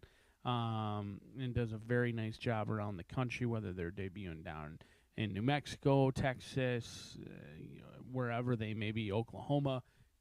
He has success with young horses early on in their career. This is a horse who broke sharp last time out, took the lead willingly at the top of the lane, and did continue to battle on, ultimately giving way, actually missed the board after having the lead, turning for home at 18-1, but deserves a look, has speed, therefore a big chance, made a huge buyer jump last time out. Any continued progression for Hasty Flyer certainly makes him a contender in this spot, but right now he's chilly on the board. 8-1 in here. And speaking of chilly on the board, it doesn't get much colder than Vino Dominus, who's 5-2 morning line, currently 9-1, but it seems like someone may be playing games, maybe one of those computer-assisted wagering programs, playing a little bit of games with our win pools at this point, because if you're expecting this horse to be an overlay and chilly on the board, I got news for you. Unfortunately, the projections indicate this one bound to go off favored. In fact, 9-5 is where the money seemingly would indicate, or at least that's what DRF projected odds will show based on their algorithm. Vino Dominus is a horse who ran too good to lose. The word was out for Tom Drury, horse bet down to 2-1 favoritism in a big 10-horse field on August 7th, and ran huge. Only lost by a half length behind Macho Man, or Macho Mania that day. The mare, she was 1 for 4. The lone win came on the turf. The two other siblings really never made it to the racetrack, so there wasn't much to go off of on paper. The lone work that I saw maybe broke a little bit slow and appears somewhat green, but the race was professional and has every right to continue to improve, should be tighter and more fit today, and I think Vino Dominus strictly the horse to beat. But the bettors are saying Dragon Prince is the real deal for Brad Cox. Let's take a look and see how yours truly played this late Fire 5. Did we throw in Dragon Prince or did we not? The homebred by Juddmont goes out for Brad Cox, and we are going to take a stand against first-time starters. I actually like what I've seen from the horses with experience, so we're not going to use any first-years in this spot. We'll go 3, 4, and 6 in this race, and hopefully those first-time starters, at least for our sake, need a raise before they visit the winner's circle. It's well known that I think the 5th race is the best betting race of the day. You've got claiming 20,000, non-winners of 2, all looking for their first career victory. I think that race is absolutely wide open, as is race number 6, non-winners of 2 again. The lower the claiming price, the more inconsistent many of them are, 5, 6, 7, 8, and 10. We're really going to have to narrow down this ticket and get skinny on the back end of this late Fire 5. In the 7th race, we're going to use 1 and 5. I think Costly Pass could move up in a big way on the turf course. The mare, she won twice on the turf. Santos Sanger going to be aboard for Kevin Fletcher. Could be the controlling speed. If not, Zach for John Heron, owns and trains Alberto Burgos, calling the shots. And then in the last and final, Mike, what some would call Money Maker, is going to be the single in race number 8. We'll see if we can't get Tatuba home for Evan Roman, and 3 Diamonds Farm, a 4-year-old filly who's got 2 wins. She certainly got some back class versus what she's facing today, but she hasn't been seen since June at Churchill off of some lackluster performances. We'll see how this late Fire 5 plays out. The riders getting the leg up. The 2-year-olds take to the track 5 minutes from now.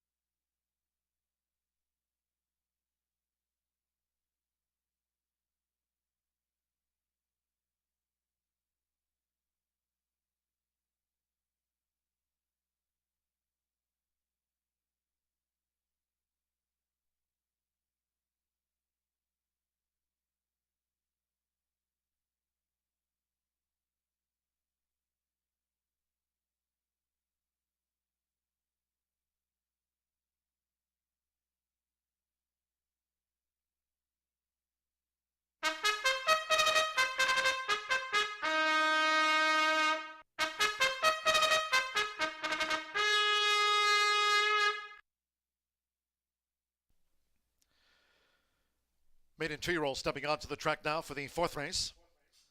This race will be run at 5.5 furlongs, a field of 8. Number 5, Tapazar's Temper, the jockey Orlando Mejica rides number 5, Tapazar's Temper. 6, Tuxedo Park, a jockey change to apprentice Oscar Villarreal. Claims the 7 pounds, weight's okay there. Oscar Villarreal rides 6, Tuxedo Park. Again, number 5, Tapazar's Temper. The workout at Hawthorne on August 29th was from out to the gate. It was a gate workout at Hawthorne on August 29 for the first-timer here, Tapazar's Temper. All 8 run, exact the trifecta, superfecta, double pick 3, maiden juvenile sprint kicks off the 50-cent late fire 5. Fast and firm. 3 minutes to post time. 3 minutes to get a bet on.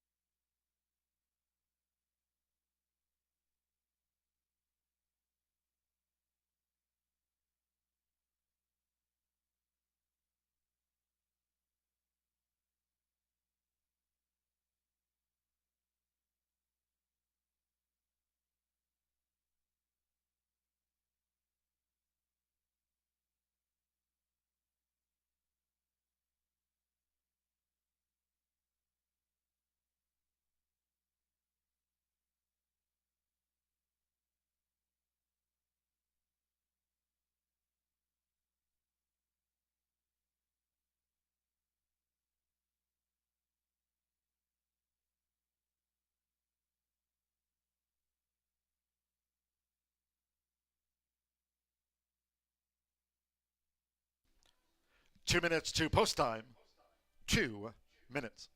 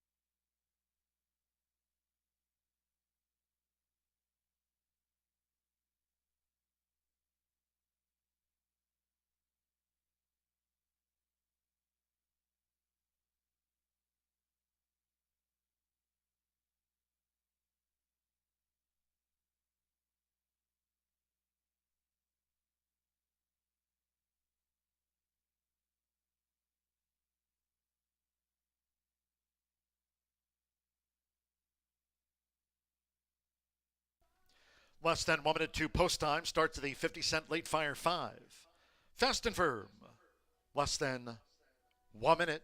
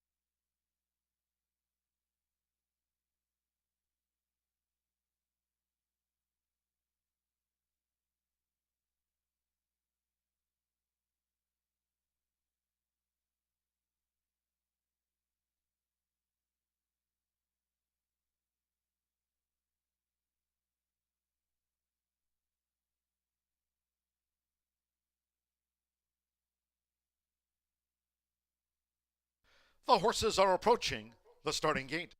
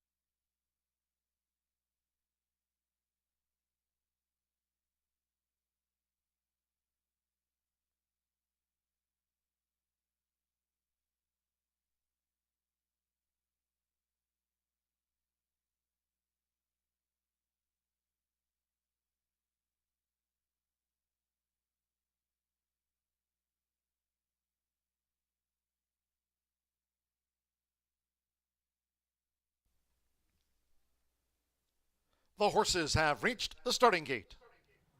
It is now post time. They're going in. First, Dragon Prince. Fernando de la Cruz on the Wednesday score sheet. Now Orlando Mexico with Tapazar's Temper facing up to the gate. Andres Calleja, Successful Union. Successful Union loaded. Tuxedo Park. Oscar Villarreal has a win on the card.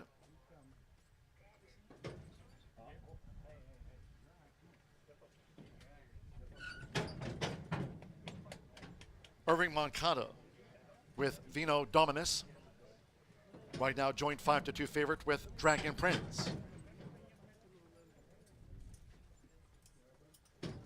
Evan Roman, Smooth and Silky, drew 7. Hasty Flyer, Alberto Burgos riding for a double, so stand by. One more, Yoel Navas with Pray for the Bear. One of the 4 first-time starters at 5.5 furlongs to start the late Fire 5. They're in the gate. And they're off. The newcomer, Successful Union, broke real slow. Vino Dominus out sharply with Smooth and Silky. Hasty Flyer has the white cap. The Juddmud newcomer, Dragon Prince, green with a pink sash and cap in tight quarters. As Pray for the Bear comes up in the clear, 4 from the front. They're well grouped. Tuxedo Park is now making headway past the half-mile pole. Dragon Prince is dropped back to 6 lengths off these leaders at the 3.5. The trailers are toward the inside, Tapazar's Temper, and on the outside, the slow starter, Successful Union. Tapazar Temper now trails the maiden juvenile sprint, quarter 23.08 seconds. It's Smooth and Silky who leads with the rail for Evan Roman. Tuxedo Park is right there, second close up as they straighten away. 3 clear from Vino Dominus with Hasty Flyer ranging up on the outside. Dragon Prince, Pray for the Bear, Successful Union, and Tapazar's Temper. Heads are turned for home. It is Smooth and Silky narrowly. 1 furlong to go. Tuxedo Park gamely on the outside. Vino Dominus looks to engage with the rail past the 16th. Tuxedo Park coming after Smooth and Silky. And on the inside, Vino Dominus, a driving finish. Smooth and Silky trying to hold. Smooth and Silky on the wire with Vino Dominus and Tuxedo Park. Blanket photo finish. Successful Union had a late bid.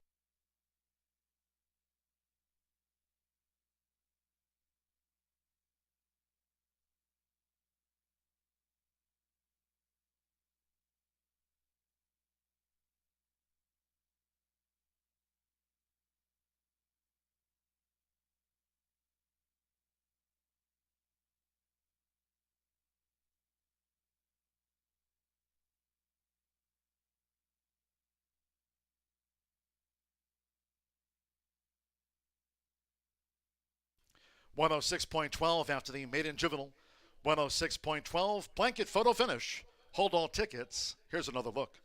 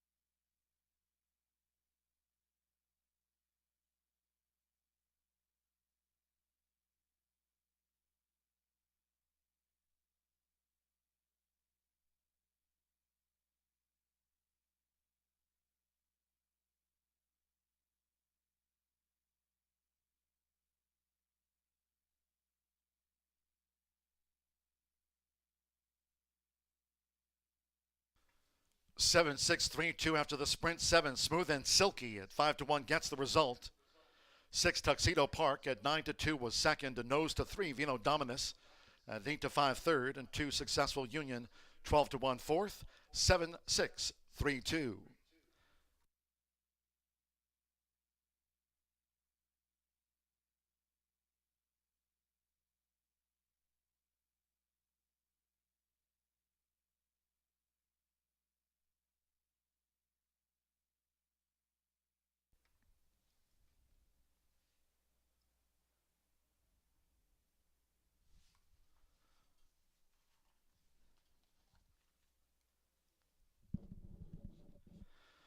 Returning to the Murphy Trailer Sales winner circle, the 7 Smooth and Silky with Evan Roman. Smooth and Silky is a 2-year-old being called by Candy Ride out of the Congrats mare Zusha, bred in Kentucky by Raphael Steinbruck and Willis Farish. Mike Maker trains for the ownership group of David Staudacher, Paradise Farms Corp., America's Pastime Stables LLC, Sky Chai Racing LLC, Harvey Diamond, Case Chambers, and Gatta Racing Stable LLC of John Huber. Third time was the charm. It's official. Smooth and Silky, a maiden no more.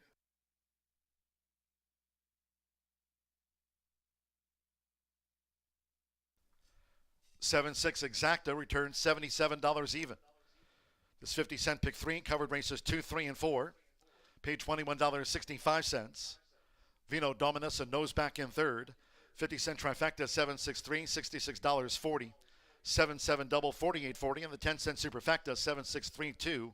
Successful Union fourth, returned $58.30. All 8 ran 106.12 after the maiden juvenile. 21 minutes away from race 5 of 11 carded. To the turf we go, course firm. Race 5, no scratches.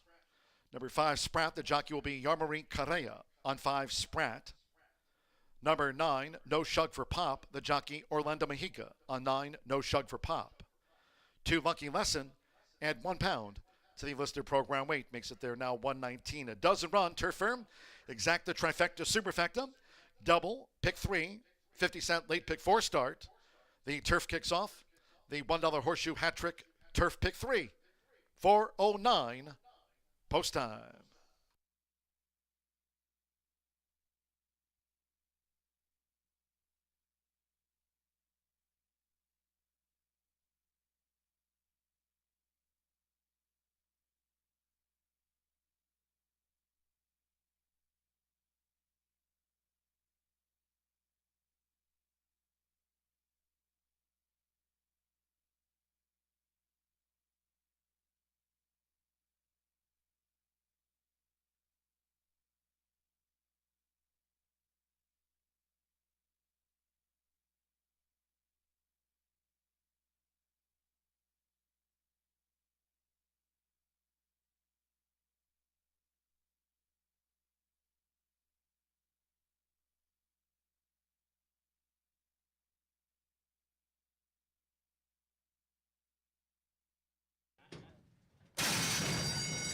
And they're off. The newcomer Successful Union broke real slow. Vino Dominus out sharply with Smooth and Silky. Hasty Flyer has the white cap. The Judmod newcomer, Dragon Prince, green with a pink sash and cap in tight quarters. As Pray for the Bear comes up in the clear, 4 from the front. They're well grouped. Tuxedo Park is now making headway past the half-mile pole. Dragon Prince is dropped back to 6 lengths off these leaders at the 3.5. The trailers are toward the inside, Tapazar's Temper, and on the outside, the slow starter, Successful Union. Tapazar Temper now trails the maiden juvenile sprint, quarter 23.08 seconds. It's Smooth and Silky who leads with the rail for Evan Roman. Tuxedo Park is right there second, close up as they straighten away. 3 clear from Vino Dominus with Hasty Flyer ranging up on the outside. Dragon Prince, Pray for the Bear, Successful Union, and Tapazar's Temper. Heads are turned for home. It is Smooth and Silky narrowly. 1 furlong to go. Tuxedo Park gamely on the outside. Vino Dominus looks to engage with the rail past the 16th. Tuxedo Park coming after Smooth and Silky. And on the inside, Vino Dominus, a driving finish. Smooth and Silky trying to hold. Smooth and Silky on the wire with Vino Dominus and Tuxedo Park. Blanket photo finish. Successful Union had a late bid.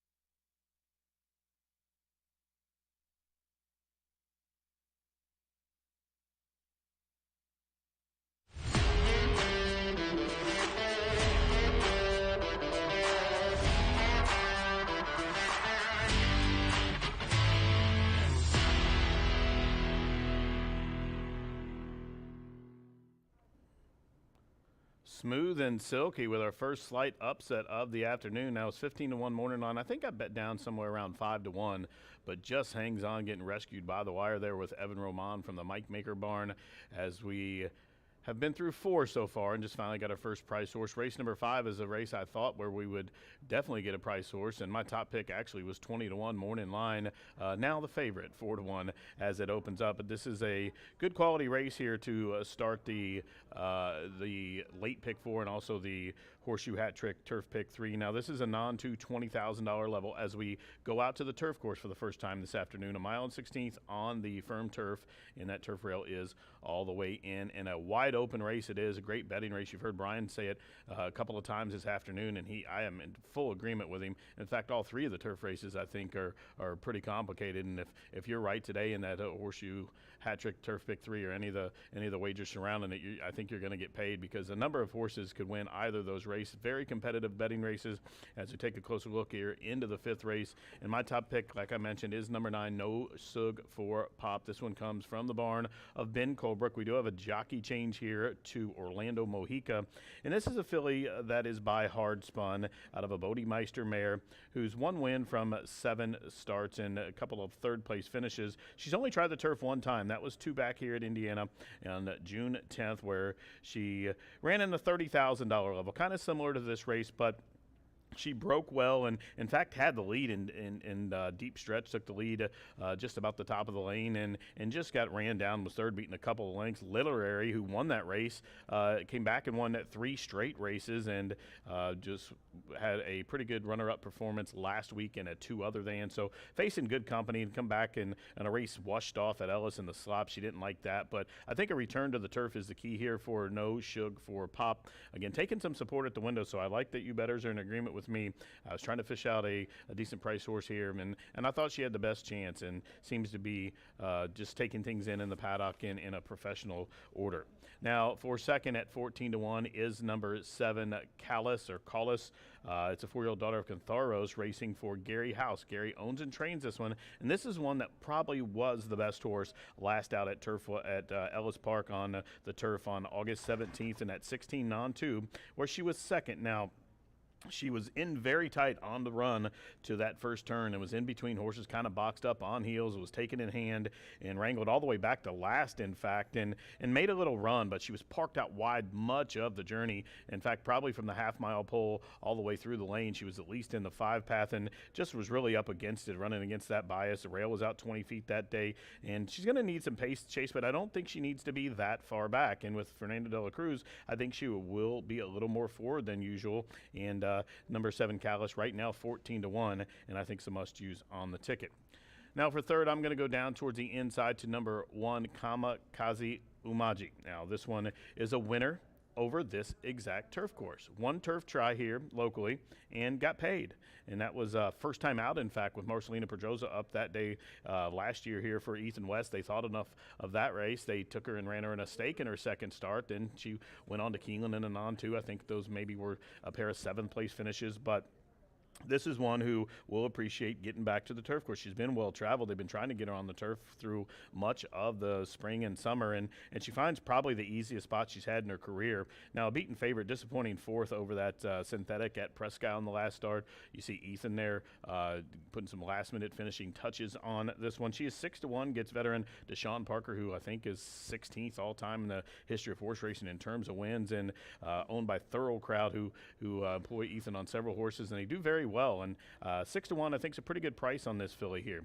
And she's had this inside stall. I don't think she has a lot of early look, but she will jump well and probably be in the second flight, 6 or 7 lengths off the lead, and maybe can try to sneak her way through the pack to get a piece of this, or if not, the lion's share. But 6-1 is a must-use for me. I'm going to go 9-7-1 here in the 5th. Now, don't forget, I mentioned this is the first leg of the $1 Horseshoe Hat Trick Turf Pick 3, and I'm going to put together a $42 ticket here, and I'm going to use the aforementioned horses of the 1, 7, and 9, but I'll throw in the 3, 4, 6, and 8 as well. I think this is a race that, as much as your budget will allow it, punch as many horses as you can, because this race is absolutely the most wide open race on the card. Now, in race number 7, the second leg of that, it's a mile turf event for the sired sorts. And I'm going to shorten it up and use 3 horses. Star Review for Scotty Mullins, just missed last start. I'm going to use the 9, who is a big price, but Go Nuts is one who I think is going to appreciate the return to the turf. They've been trying to get that horse on the turf for a long time, and they finally do so today in a race where I think he merits a big chance, that 6-year-old son of Unbridled Express. And then number 12, Cadillac Justice, another price horse there in the 7th. 15-1 morning line, should be part of the Pace Presence, owns a win on this local turf course. To close out the Horseshoe Hat Trick Turf Pick 3, I'm going to use 2 horses. I think it's all about the 2 inside horses in race number 8. That's Affiliate Mare 2X and number 1, Embrace Me, who last started Indiana, was second, just missed, had a little bit of a tough go of it there as the winner Polka Polenta was let go loose on a lead with the turf rail 48 feet out that day, and she just couldn't run her down, but she did run on willingly. Now number 2, Taituba, is one you must use as well. Evan Roman and Mike Maker already teamed up with a win on the card. She's made almost $130,000 on the turf. I'll use those 2 in that final leg. So just a $42 punch in all, $1 base bet. And don't forget, in addition to that Horseshoe Hat Trick Turf Pick 3, this race does start the late Pick 4. Riders up orders have been given. Here they come. Race number 5 at the shoe. Horseshoe Hat Trick Turf Pick 3, late Pick 4. A lot of betting opportunities here. Full field of 12. Get them in. Good luck.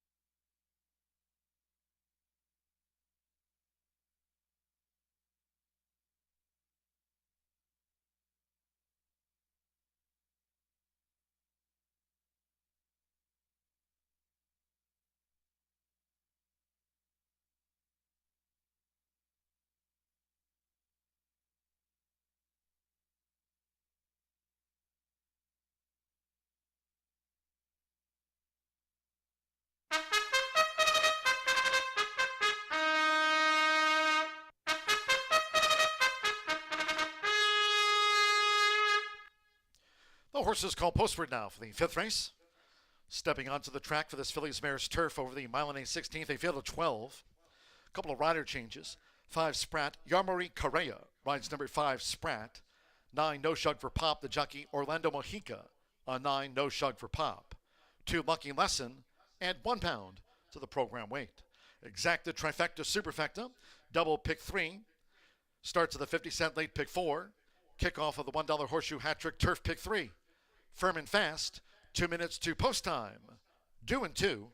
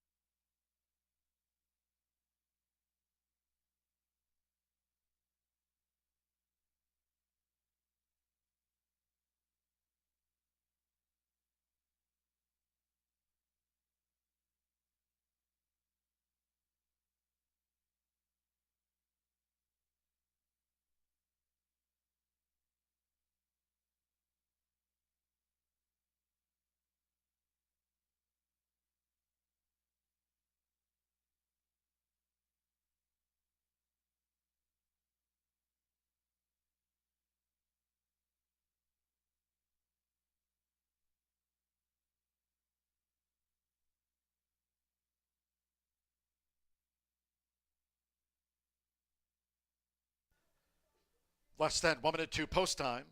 Start to the 50-cent late pick 4. Horseshoe hat trick turf pick 3. Firm and fast.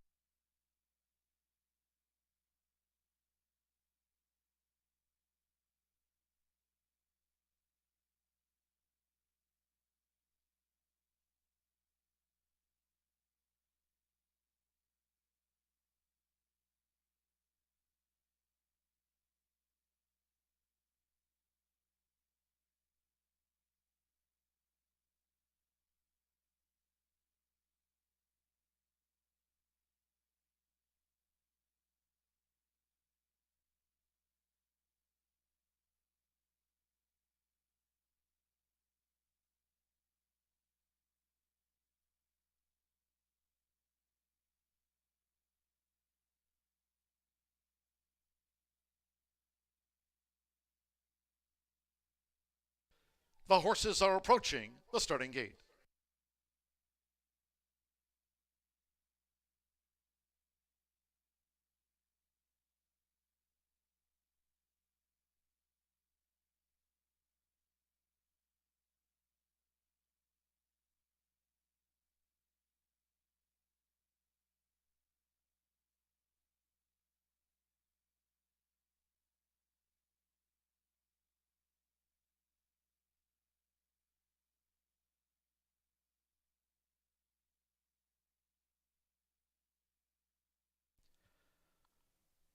Crossing over to the turf course, up toward the mile and a 16th starting point.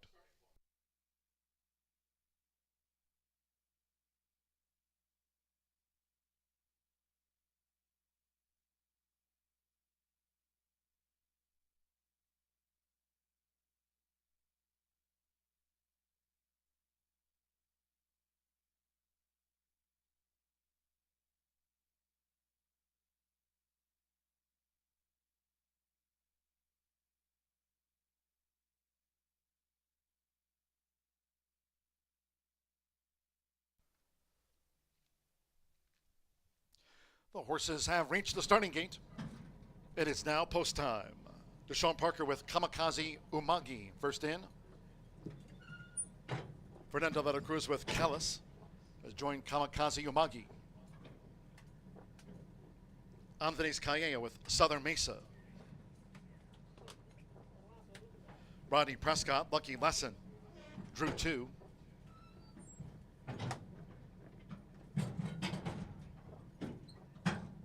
With Orlando Mejica, No Shug for Pop coming up.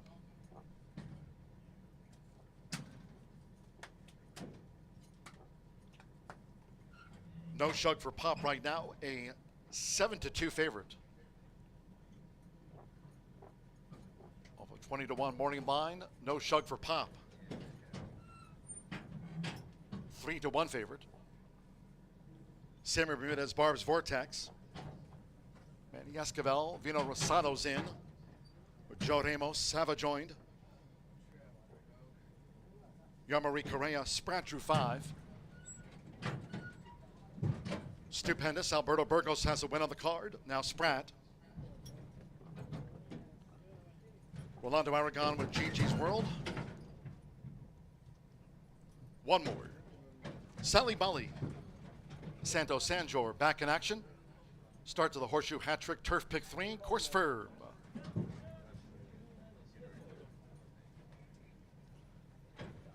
No Shug for Pop, a 3-1 favorite. Over the mile and 16th.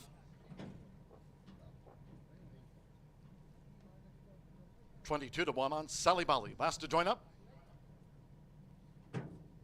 Here comes the 5th. All in. They're off. Off to an even start. There's Southern Mesa, Stupendous with speed. Barb's Vortex. Sprat is coming forward with Sava toward the running rail. as they make their way toward the first turn. Spratt, Borbs, Vortex close up along with Stupendous. No Shug for Pop is one off the rail, held by Sava. The leading quintet now to the stretch with Sally Bali in 6th. Gigi's World is 7th. Vino Rosado is 8th. Southern Mesa 9th after a sharp start. Callis is saving ground back there in 10th. Then comes farther back to Lucky Lesson, and Kamikaze Umagi is last of the dozen as they make their way to the back of the course, being led by Spratt. So with Yarmari Correa, Spratt takes them through a quarter in 22.82 seconds, inside 5 furlongs to go. Spratt flanked by Barb's Vortex staying close. Right there, No Shug for Pop, who's nosed into 3rd. Sava with the rail. Stupendous is running in 5th, 3 lengths off these leaders. Then midfield, Vino Rosado joined by Gigi's World has a green cap. 2 clear from Sally Bali with Callis Southern Mesa. Kamikaze Umagi 11th, and Lucky Lesson now trails. Half mile 47.43 seconds as they enter the far turn. It's Spratt. Spratt leads Barb's Vortex, staying near, inside 3 furlongs to go. No Shug for Pop making steady headway with Stupendous between horses. Sava has been saving ground as they come past the quarter pole. Then comes Gigi's World with Callis, Vino Rosado, Southern Mesa on the extreme outside. Kamikaze Umagi, Lucky Lesson, and Sally Bali. They've straightened away after 3 quarters in 1 minute 11.51 seconds. Spratt's a furlong away. Sava coming through boldly toward the inside now for Joe Ramos, and Sava has taken the lead past the 16th from Spratt, that longtime leader. It's Sava. Sava, sharp score by 3 from Spratt. 3-way go for 3rd between Callis with Stupendous and No Shug for Pop.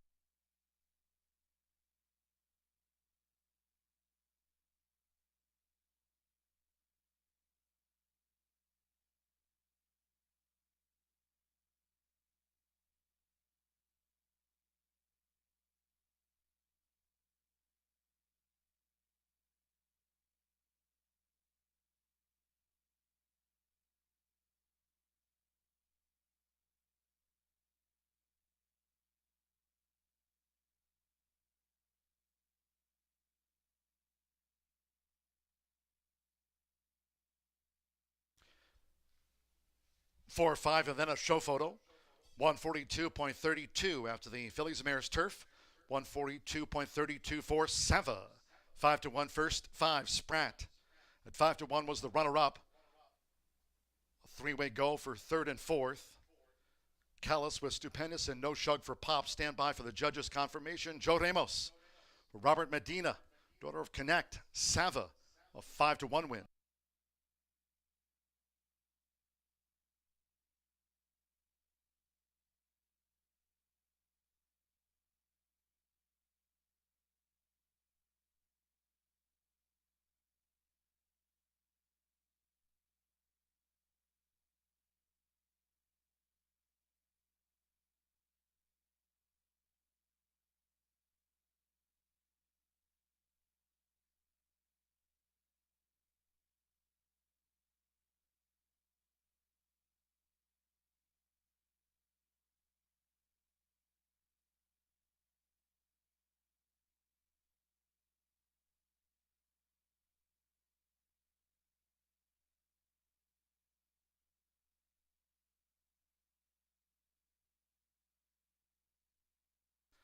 The judges have posted number 7 Callis at 10-1 third, 11 Stupendous at 13-1 fourth, 4-5, 7-11.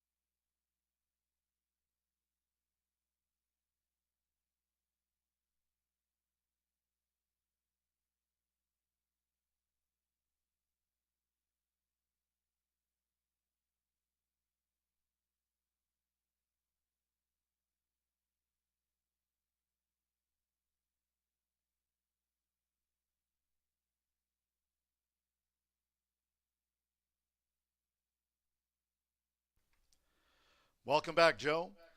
Returning to the Murphy Trailer Sales Winner Circle of 4, Sava with Joe Ramos.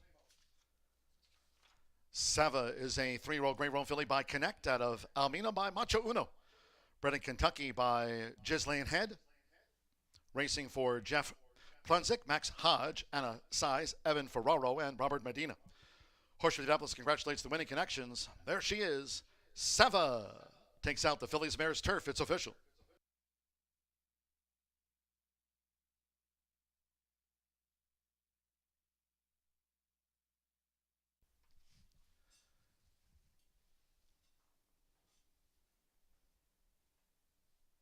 The 4-5 exacta returned $75.80. Stupendous ran fourth. 10-cent Superfecta 4-5-7-11 returned $354.32. 50-cent pick 3, $102.85. The 50-cent trifecta 4-5-7, $189.55. 7-4 double, $115.20. 50-cent early pick 4 and even $154. The 50-cent early pick 5 returned $324.85. A dozen ran on the Phillies Mares turf, 142.32. Race 6 next on the docket in the sprint. There are no scratches and no jockey changes, a couple of overweights, 3 Neon Leon a pound over, and the 8 El Tulipan, 2 extra pounds. Exacta trifecta superfecta, 10-cent grand high 5, first pentafecta on the card here on the sprint, double pick 3. 4:42 post time, reminding all Horseshoe Indianapolis fans, next live race card tomorrow to wrap up a 4-day stretch. Our Thursday post time will be at 2:10 p.m. Eastern. You can also watch and wager here on the Little Brown Jug. Friday, Saturday, and Sunday, no live racing.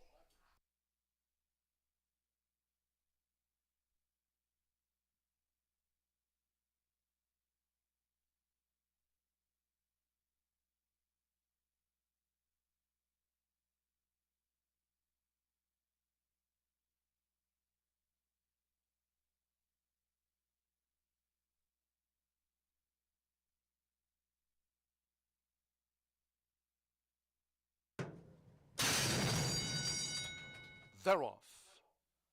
Off to an even start. There's Southern Mesa, Stupendous with speed. Barb's Vortex. Spratt is coming forward with Sava toward the running rail as they make their way toward the first turn. Spratt, Barb's Vortex close up along with Stupendous. No Shug for Pop is one off the rail, held by Sava. The leading quintet out to the stretch with Sally Bali in 6th. Gigi's World is 7th. Vino Rosado is 8th. Southern Mesa 9th after a sharp start. Callis is saving ground back there in 10th. Then comes farther back to Lucky Lesson, and Kamikaze Umagi is last of the dozen as they make their way to the back of the course, being led by Spratt. So with Yarmari Correa, Spratt takes them through a quarter in 22.82 seconds, inside 5 furlongs to go. Spratt flanked by Barb's Vortex, staying close. Right there, No Shug for Pop, who's nosed into 3rd. Sava with the rail. Stupendous is running in 5th, 3 lengths off these leaders. Then midfield, Vino Rosado joined by Gigi's World has a green cap. 2 clear from Sally Bali with Callis Southern Mesa. Kamikaze Umagi 11th, and Lucky Lesson now trails. Half mile 47.43 seconds as they enter the far turn. It's Spratt. Spratt leads Barb's Vortex, staying near, inside 3 furlongs to go. No Shug for Pop making steady headway with Stupendous between horses. Sava has been saving ground as they come past the quarter pole. Then comes Gigi's World with Callis, Vino Rosado, Southern Mesa on the extreme outside. Kamikaze Umagi, Lucky Lesson, and Sally Bali. They've straightened away after 3 quarters in 1 minute 11.51 seconds. Spratt's a furlong away. Sava coming through boldly toward the inside now for Joe Ramos, and Sava has taken the lead past the 16th from Spratt, that longtime leader. It's Sava. Sava, sharp score by 3 from Spratt. 3-way go for 3rd between Callis with Stupendous and No Shug for Pop.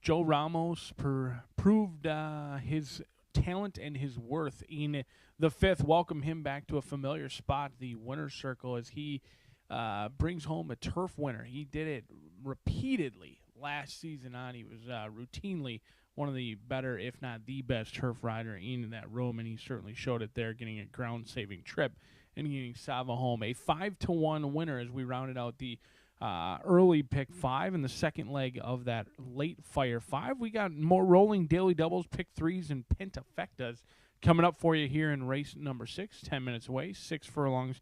Going to be the distance, and we've got a big field. Now, the starting gate won't be full by any means, but certainly a large field on the main track. 10 of them set to battle it out, all looking for their second career victory. I'm going to go the way of Bucket List, who's chilly on the board right now, 5-1, but DRF projections indicate that morning line is spot on at 5-2. Shorty Perez is going to be riding for the Gorham gang in here, as they own and train the son of Mucho Macho Man, who's a one-time winner from 6 starts. I do like that he's lightly raced, and he made a huge class jump. He showed some talent at the maiden claiming ranks, maiden 15,000. They didn't try maiden special weight for very long, just 2 starts. They went all the way up to the allowance ranks and didn't run all that well against Bolshe. Went off at 33-1. Should appreciate a ton of class relief in here today. I think if he performs as he did on July 16th, they may all be running for second. But it is a big question mark. A horse who broke the maiden ranks for 15,000, tried allowance ranks, now in for 5,000.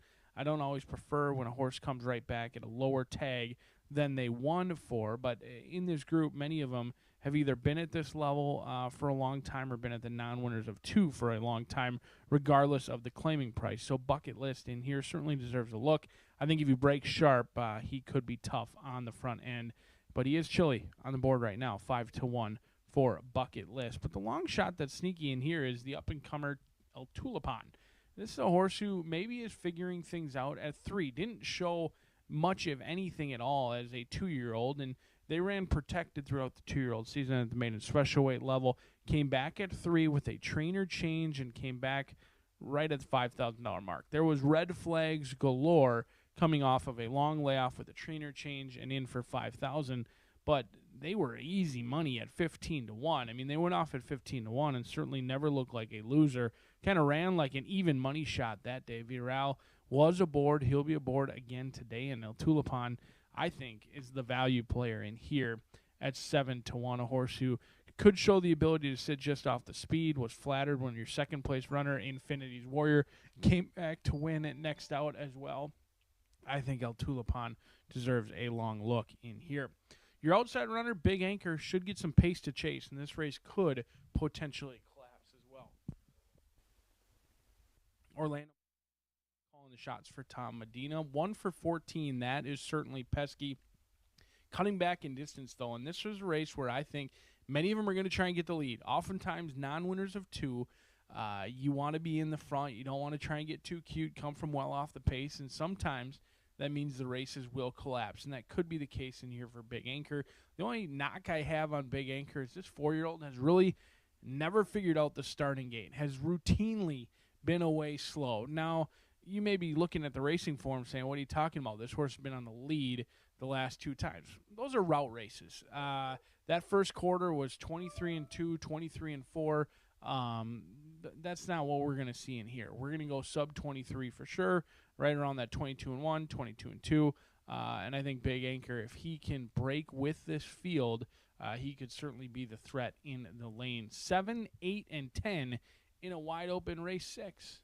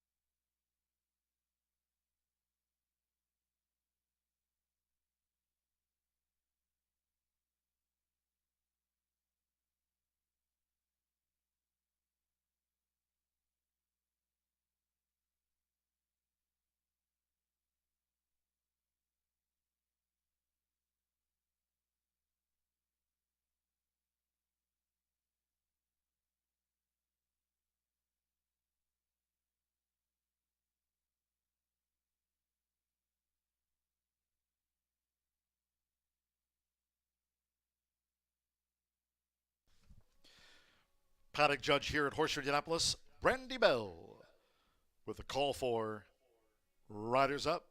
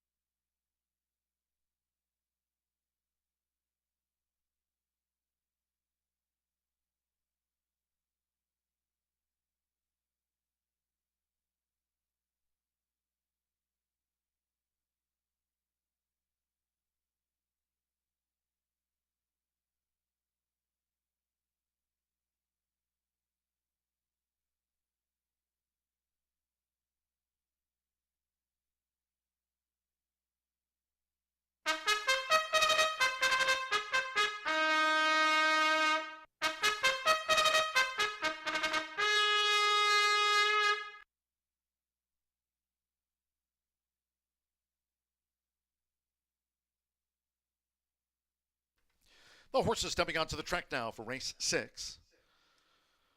This state-bred sprint over the 6 furlongs, a field of 10. No scratches, no rider changes, a couple of overweights. 3 Neon Leon, 1 pound. 8 El Tulipan, plus 2 pounds. Exacta, Trifecta, Superfecta. 10-cent Grand High 5. Pentafecta wagering here featured on the sprint. It starts another double in pick 3, 2. Fast and firm. 3 minutes to post time. There they are.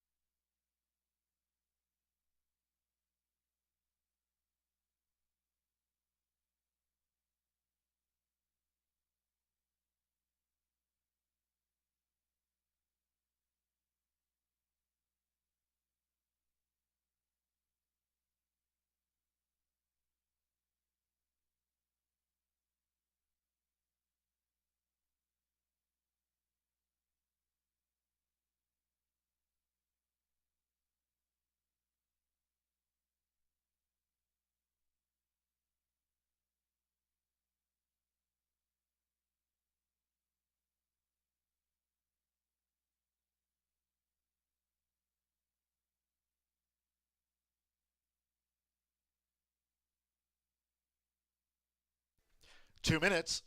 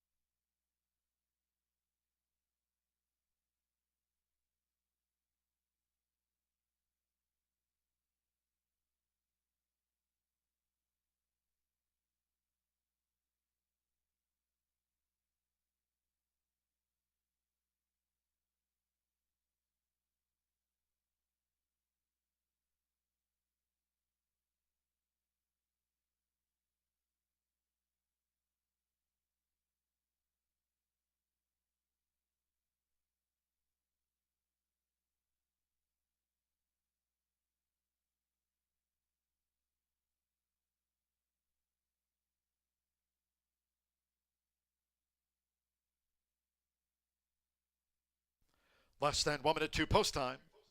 Less than a minute to the sprint.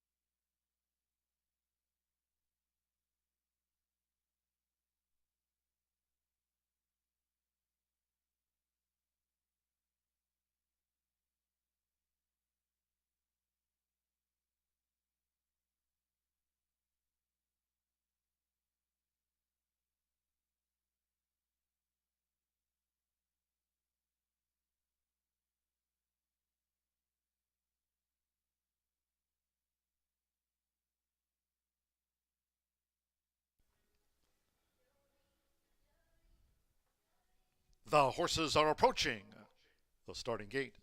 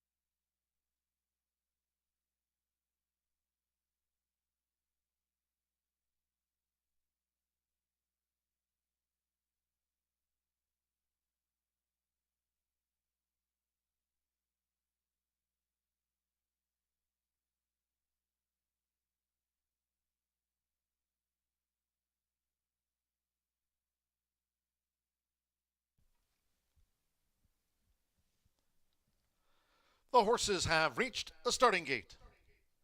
It is now post time.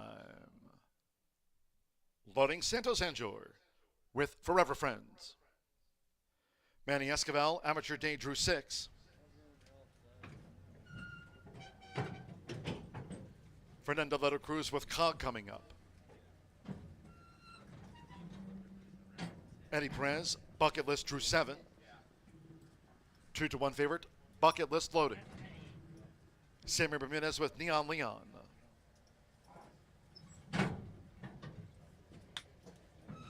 Bucket List has gone all in. Oscar Villarreal with El Tulipan. Josh Morales, Pablo Sun drew 9. Alberto Burgos with Turbinator, a couple in the back. Dacra, Joe Ramos fighting for a double. After Savas, Phillies Mares turf win, here comes Dacra. At 6 furlongs. Stand by. One more. Orlando Mexico with Big Anchor, all 10 run. They're in the gate.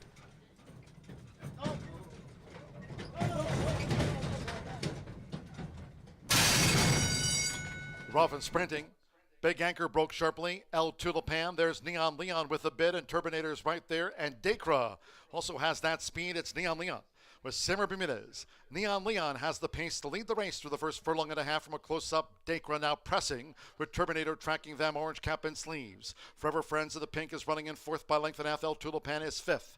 Then to the inside is Bucket List who's next past the half-mile pole. Big Anchors wide from post 10. Then Amateur Day Cog and wide Pablo Suntrails. The opening quarter, 22.44 seconds. Neon Leon motors to inside 3 furlongs from home. From Dacre trying to stay Neon Leon's pace as Turbinator is launching a bid. Forever Friends trying to rally toward the inside. El Tulipan closing into these splits as Neon Leon spins them in. It's Neon Leon who's in front off the turn from Turbinator. Forever Friends with the rail, El Tulipan. And then Bucket List straightened away in fourth. They're well into the stretch, half mile. 46.15 seconds. Neon Leon tackled by Turbinator. Turbinator's nosed in front of Neon Leon. Coming past the 16th pole, Forever Friends, El Tulipan, and Bucket List. With Alberto Burgos, it's Turbinator.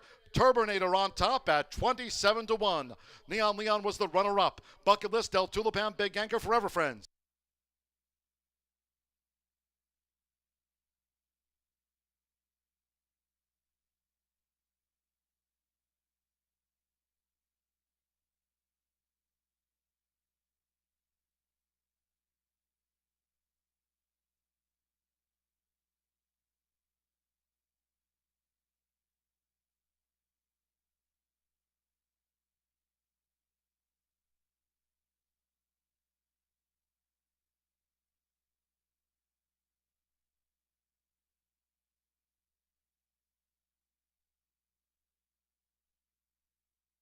$112.25 after the sprint, 4-3, and then a show photo.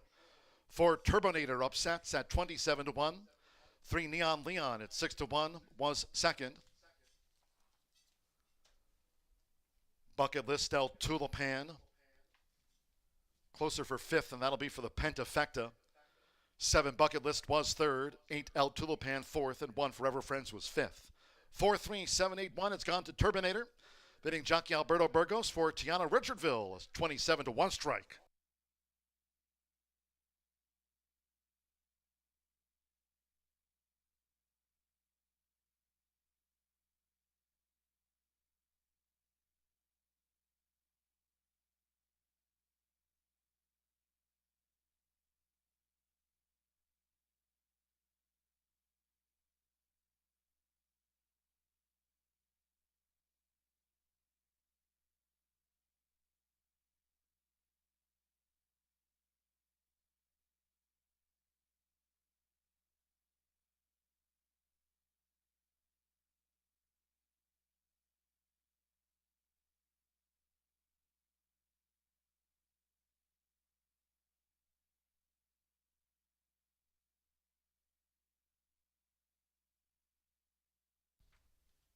Returning to the Murphy Trailer Sales winner circle, the 4, Turbinator, with leading jockey Alberto Burgos.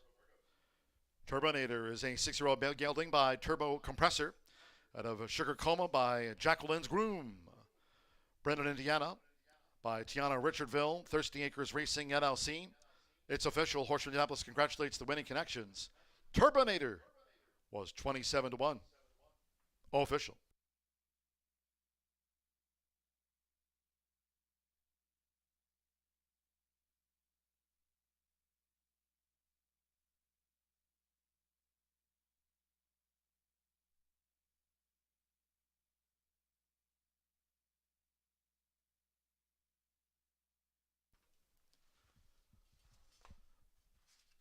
The 4-3 Exacta paid $566.60. 50-cent trifecta 437, $764.25. 4-4 double paid $341.20. 50-cent pick 3, 7 with the 4 with Turbinator the 4. 50-cent pick 3, $1,193.55. We'll have a Grand High 5 carryover, $2,801. That Pentafecta carryover rolls over to the Turf Mile next. 10-cent Superfecta, $1,753.98. El Tulipan ran fourth. Again, that Grand High 5 carries over to race 7. It's 23 minutes away, and in the Turf Mile, scratch number 3, Inclined, 8, Holiday City, and take out the 11, Slink. Scratch the 3, 8, and number 11. Number 7, Mystery Impact, the jockey change to Sammy Bermudez. Waive the apprentice allowance. 121 corrected weight, Sammy Bermudez on 7, Mystery Impact. So race 7, Turf Mile, Exacta, Trifecta, Superfecta, 10-cent Grand High 5, double pick 3.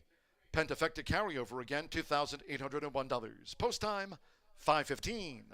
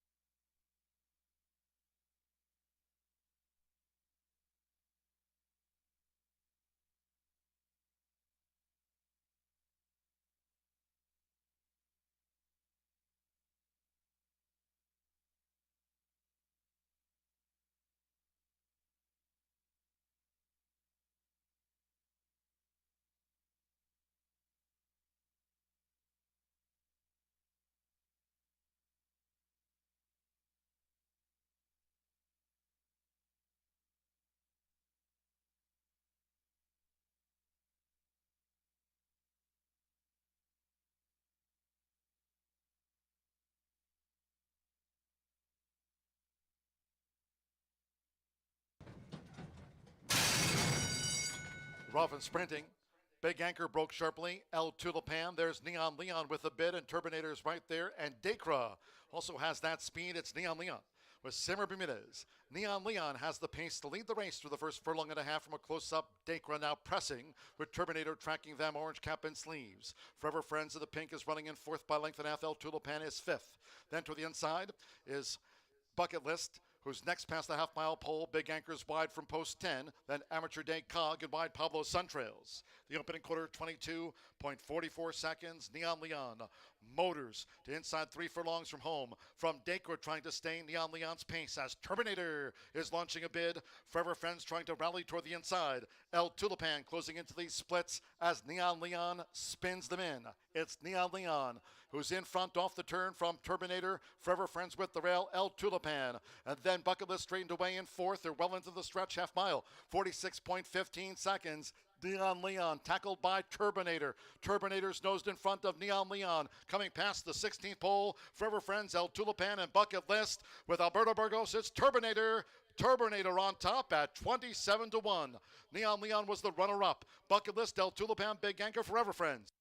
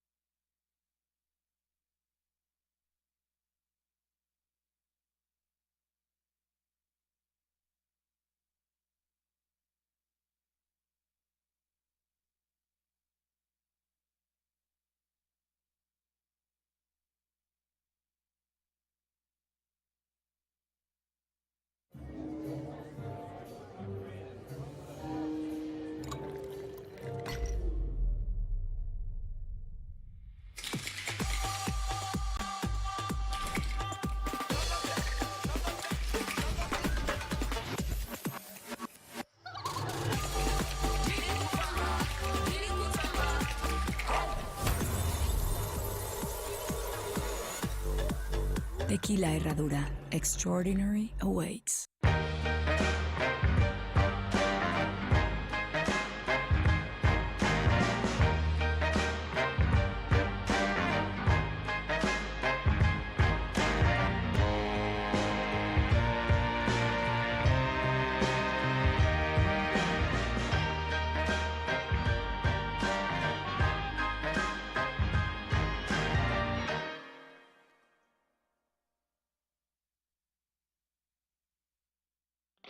Feel the excitement with TwinSpires.com, the official betting partner of the Kentucky Derby and Breeders' Cup. With TwinSpires.com, place legal wagers and watch live horse racing wherever you are on any device. Sign up, play, and win today. New players use promo code FREE100 on sign up to start your $100 bonus. With TwinSpires.com, you can bet on horse racing. Get the TwinSpires.com app to receive special offers and the most up-to-date information. Terms and conditions apply. Void where prohibited. Please wager responsibly.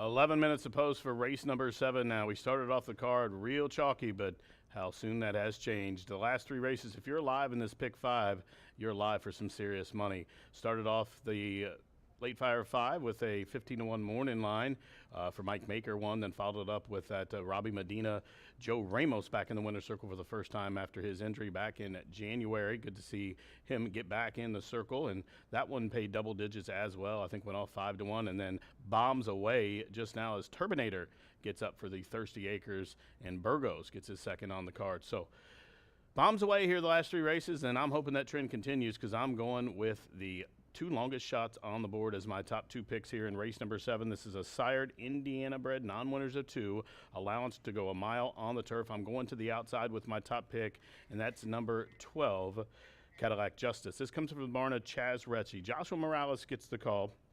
And this one has 1 win on the turf, and that was last year here. And then went to Tampa, tried the turf a couple of times. But I think getting back to the turf is the key. The last turf try was here in May against Non-2 Open Company. Was 7th, only beaten 5 lengths, but did throw a little gate fit, was kind of wide. But if this horse should jump well, I know there's a little bit of speed signed up in here. I'm sure Costly Pass from that rail draw stretch out will go. Looking good. Lewis is going to flash speed. Of course, the 10 Tremor is going to be forward. I think if Cadillac Justice can get away from the gate clean and maybe try to save some ground on the run the first turn and just tuck in behind those trio of leaders, maybe sit 4th or 5th and save some ground and be first to strike when the race starts at about the quarter pole, I think Cadillac Justice could upset the apple cart here, 13-1. I like this horse's chances getting back to the turf. Does have a win here, like I said, on the turf at the distance, and certainly the price is right for me. Now, number 9, Go Nuts. This one's 13-1, and this one is another I think's been begging to get back on the turf. Now, the horse has 2 wins on the poly track. A lot of times that does equate from the synthetic to the turf, but this one has only raced on the turf 3 times, but only twice against Indiana breds, and one of those was against breds, not sired. So I think the class change is the key here, getting back to the turf, getting back against sired horses, and like I said, the horse has shown that he does like a surface other than dirt. Unbridled Express is the sire. 3 wins from 25 starts, still eligible for that 1X because his non-2 and non-3 were claiming races over at Turfway on the synthetic, but getting to the turf here I think is the key. Now, another reason I like number 9, Go Nuts, is I do think there, as I mentioned before, a bit of pace signed on. And Go Nuts will certainly need that to support his late running style. And Go Nuts is a square price as well at 16-1. Now, number 6, Star Review is my third choice. I think this horse has a license to win as well. He won't be double-digit odds. Currently 7-2. Now clicks to 4-1 as I speak. Scott Mullins will give the leg up to Evan Roman, who had that win to kick off the late Fire 5 for Mike Maker. And this one was probably the best horse in the last start when it was beating a nose to Theo's Promise. That was a mile on the main. Tried to get the turf the 2 starts before, but was taken off. Was third, 2 back against Positive Change. And the race before, the horse had some tough luck. You see in the short comments, had to check at the 16th pole, got moved up to 3rd, but this is one I think should be forward. Pedigree doesn't scream turf to me, but does have some turf influences there. But Star Review certainly gets a hot ride in Evan Roman, and Scotty Mullins looking for his 3rd victory of the meet, and this horse is a must-use as well. I'm going to go 12-9-6. This is a wide open race here to go a mile on the turf. And don't forget, it offers pentafecta wagering. That's a grand high 5. It was not hit in race 6 when Turbinator ran down the pace setter. And there's a carryover, I think, somewhere around $2,800. It's just a 10-cent base bet where you pick the top 5 finishers. And there are 3 scratches in here. So that shortens up the ticket if you want to spread out. The 3, the 8, and the 11 have all been scratched. So 7 minutes to race number 7. Again, don't forget that pentafecta wager. Already free money in the pool. Good luck.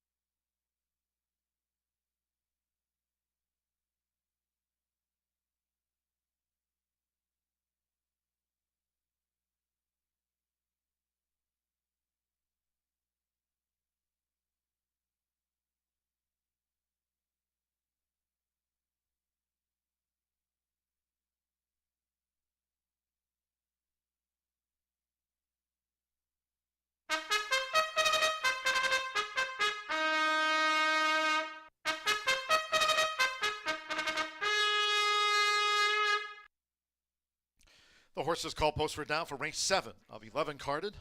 Firm and fast.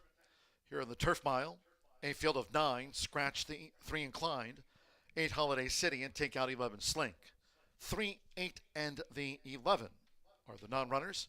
3, 8, 11 scratched. 7 Mystery Impact, postward with Sammy Bermudez.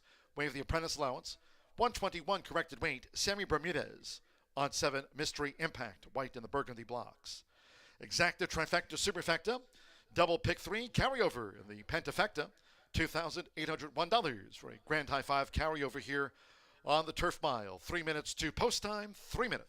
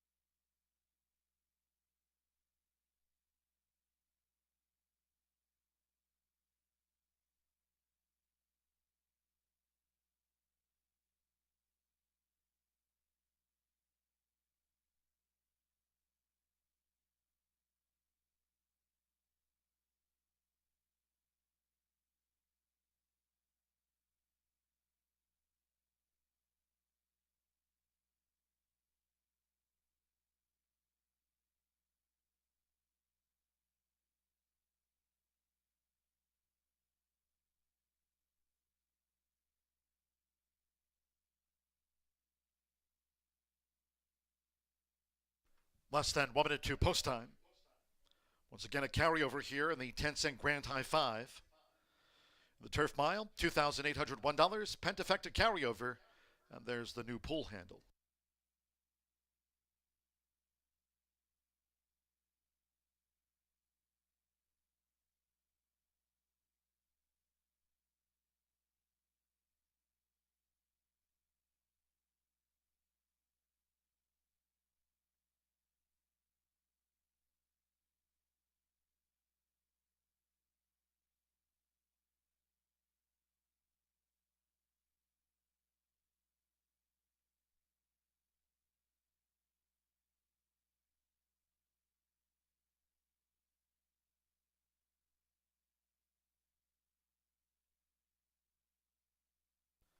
The horses are approaching the starting gate.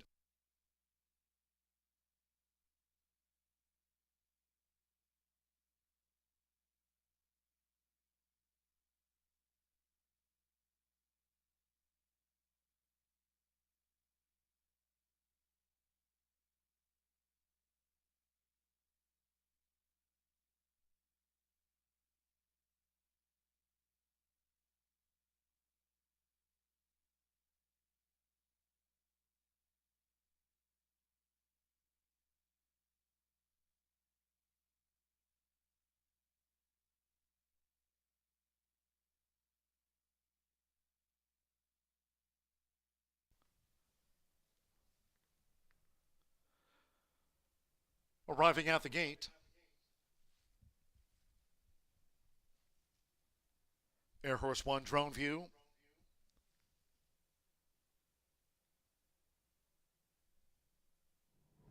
It is now post time with Santo Sanjor, Costly Pass coming up. Evan Roman with Star Review.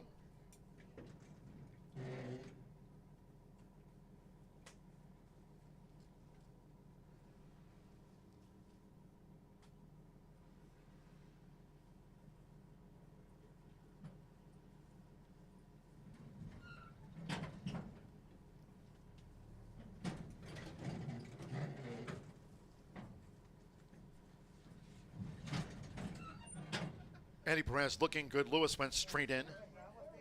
Joined Costly Pass, waiting for Star Review.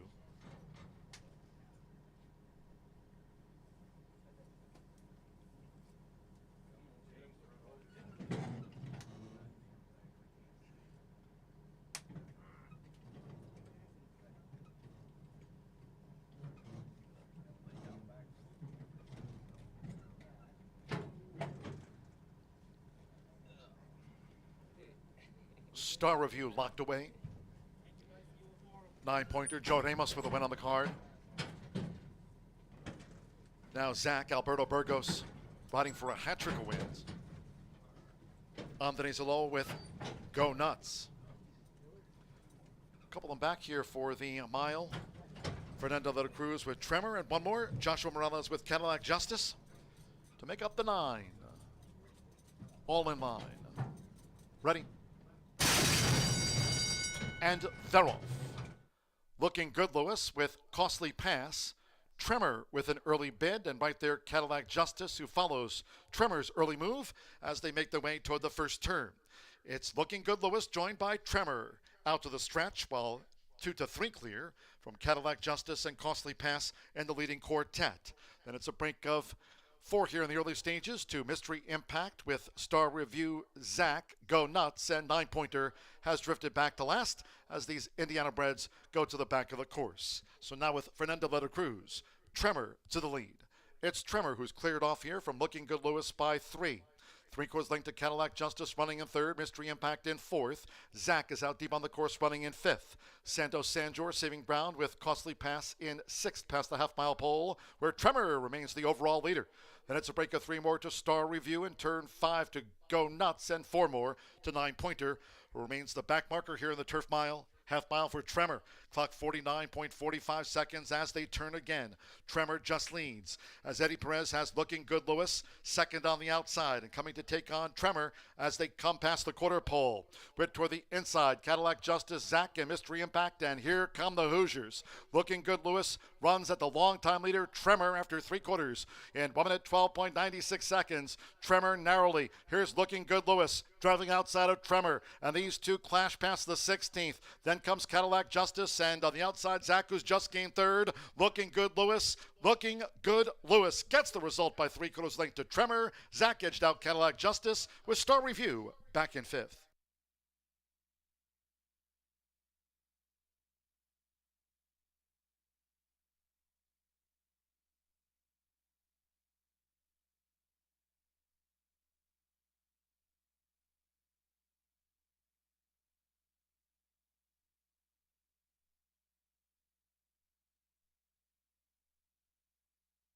$137.55 after the turf mile. 137.55. 2:10 and then a show photo. Hold on until official. Looking Good Lewis. 3-1. Second choice, so for 20-1 morning line, Eddie Perez gets the result. For Holden Racing, son of Dowsing, Looking Good Lewis has beaten home Tremor. Stand by for the 3rd, 4th, and 5th.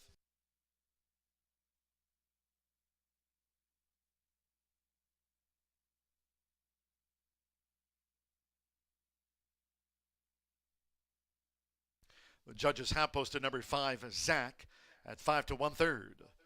Number 12, Cadillac Justice, at 15 to 1 odds, ran 4th. 6-star review in for 5th for the Pentafecta. 2:10, 5:12, 6.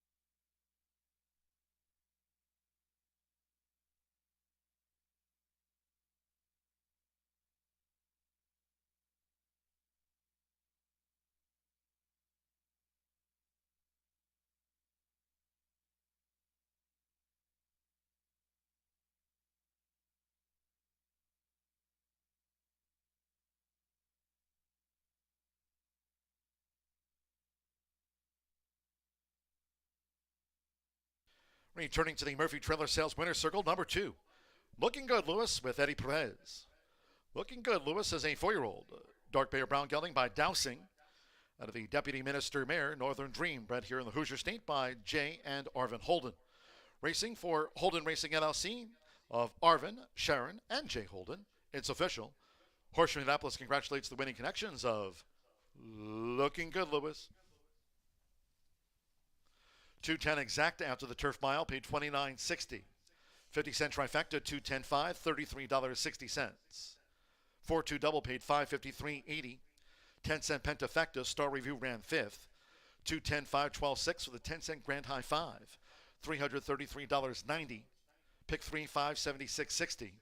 Cadillac Justice 4th, 10-cent superfecta, $2.10.5, 12. $42.37. In the turf mile, the 3, 8, and 11 were the non-runners. Favorite, second. 9 ran, 137.55. Race 8 is a Fillies and Mares turf mile. Scratch 3, Maria's Honor.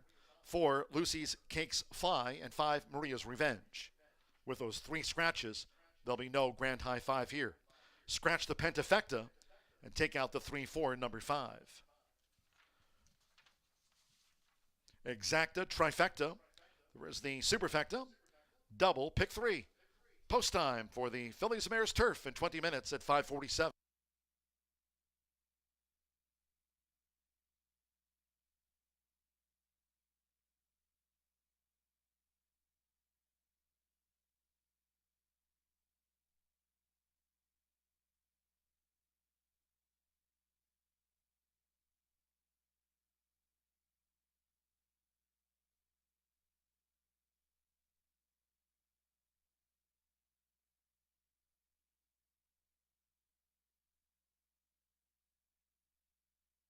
Ready.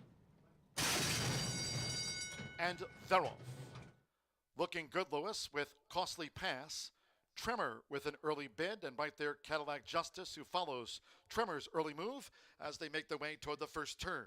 It's Looking Good, Lewis, joined by Tremor out to the stretch, while 2 to 3 clear from Cadillac Justice and Costly Pass and the leading quartet. Then it's a break of 4 here in the early stages to Mystery Impact with Star Review Zach, Go Nuts, and 9-pointer has drifted back to last as these Indiana breds go to the back of the course. So now with Fernando de la Cruz, Tremor to the lead. It's Tremor who's cleared off here from Looking Good, Lewis by 3. 3/4 length to Cadillac Justice running in 3rd, Mystery Impact in 4th. Zach is out deep on the course running in 5th. Santos Sanjor saving ground with Costly Pass in 6th past the half-mile pole, where Tremor remains the overall leader. Then it's a break of 3 more to Star Review in turn 5 to Go Nuts, and 4 more to 9-pointer, who remains the back marker here in the turf mile. Half mile for Tremor. Clock 49.45 seconds as they turn again. Tremor just leads as Eddie Perez has Looking Good, Lewis second on the outside and coming to take on Tremor as they come past the quarter pole. Bit toward the inside, Cadillac Justice, Zach, and Mystery Impact, and here come the Hoosiers. Looking Good, Lewis runs at the longtime leader Tremor after 3/4 in 1 minute 12.96 seconds. Tremor narrowly. Here's Looking Good, Lewis driving outside of Tremor, and these two clash past the 16th. Then comes Cadillac Justice, and on the outside, Zach, who's just gained 3rd. Looking Good, Lewis. Looking Good, Lewis gets the result by 3/4 length to Tremor. Zach edged out Cadillac Justice with Star Review back in 5th.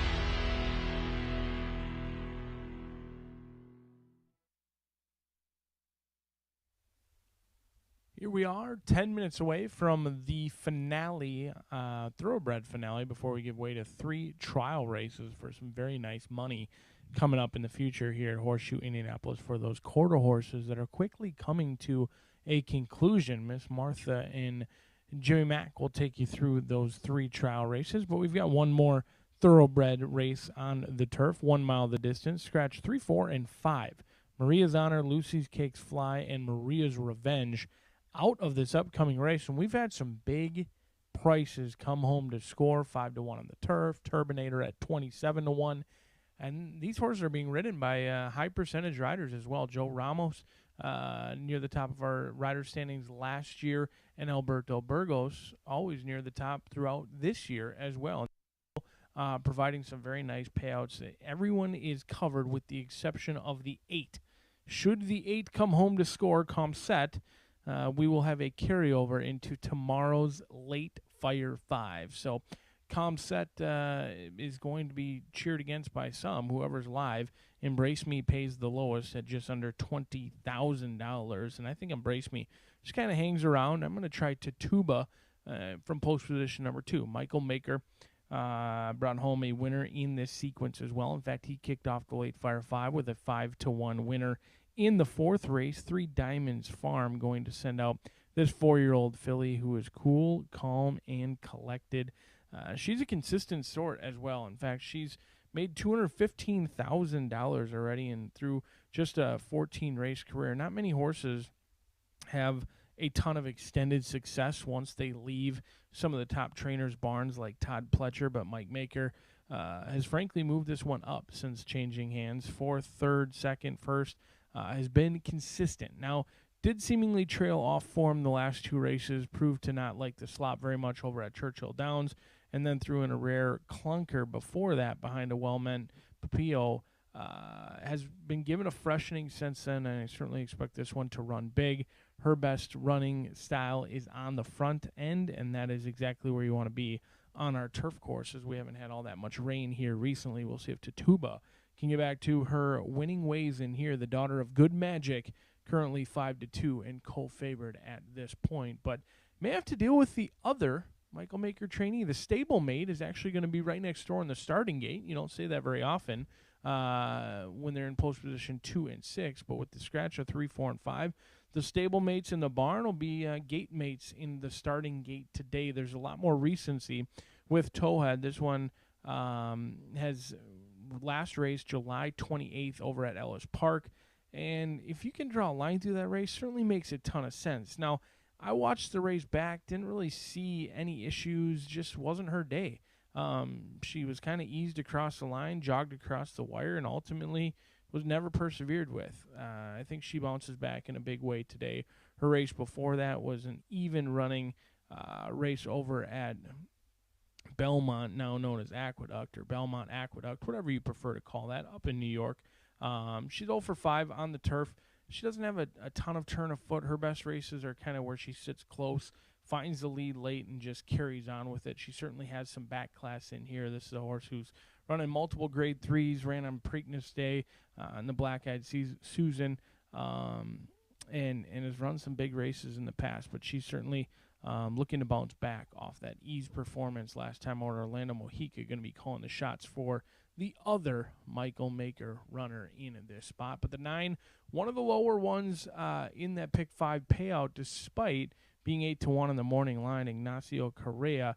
He had a winner very similar to this one, I thought, earlier this week, or maybe it was late last week, shipped in from overseas. This one had previously come overseas, has more recency here, but he takes over the training duties from Shug McGahee. Vincent Chaminot going to be calling the shots. The 2-time winner has both wins on the turf, one of them in a very impressive fashion as favorite over at Kentucky Downs, where they ran a nice allowance race over there, never really looked a loser. Hasn't been seen since February, so certainly has some questions to answer with 7 months off, and I'm sure there was plenty in the condition book that Good American would have fit over at Keeneland as well. So they could have been patient, ran against maybe tougher competition over at Keeneland, but they enter here. Chaminot comes over for only the 2nd time so far this year, and he'll be aboard Good American, something we should all strive to be for the 5-year-old mare in this spot, the daughter of American Pharaoh, as that rounds out the field. A field of 6. Certainly some big payouts in that late Fire 5. The lowest you can do, $19,000. The highest, about $40,000. If you are still alive, I certainly wish you the best of luck. If number 8 wins, don't forget we've got that late Fire 5 carryover into tomorrow's race.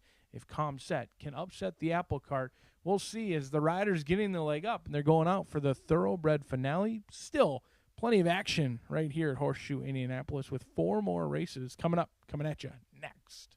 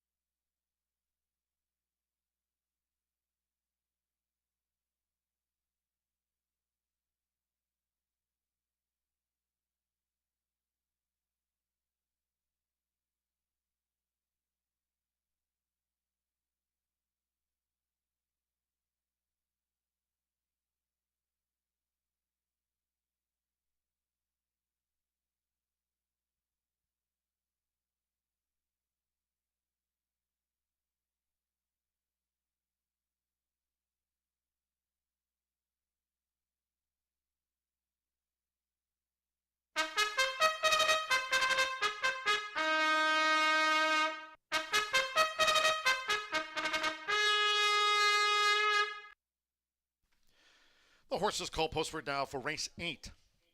Stepping on for the Phillies Mares Turf Mile, a field of 6. Scratch 3, Maria's Honor. The 4, Lucy's Cakes Fly, and 5, Maria's Revenge. 3, 4, and the 5 are the non-runners. No pentafecta. Exacta, trifecta, superfecta. Double, pick 3. 3 minutes to post time. 3 minutes.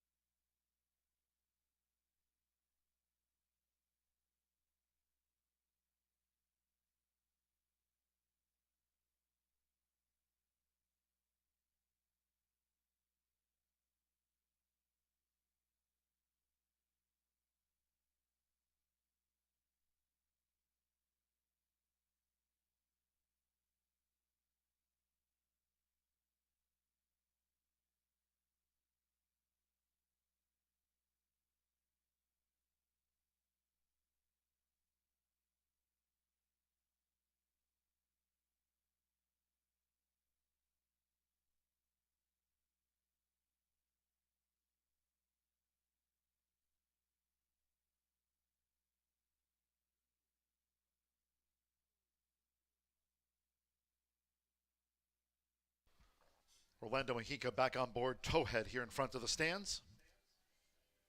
Nearing post time.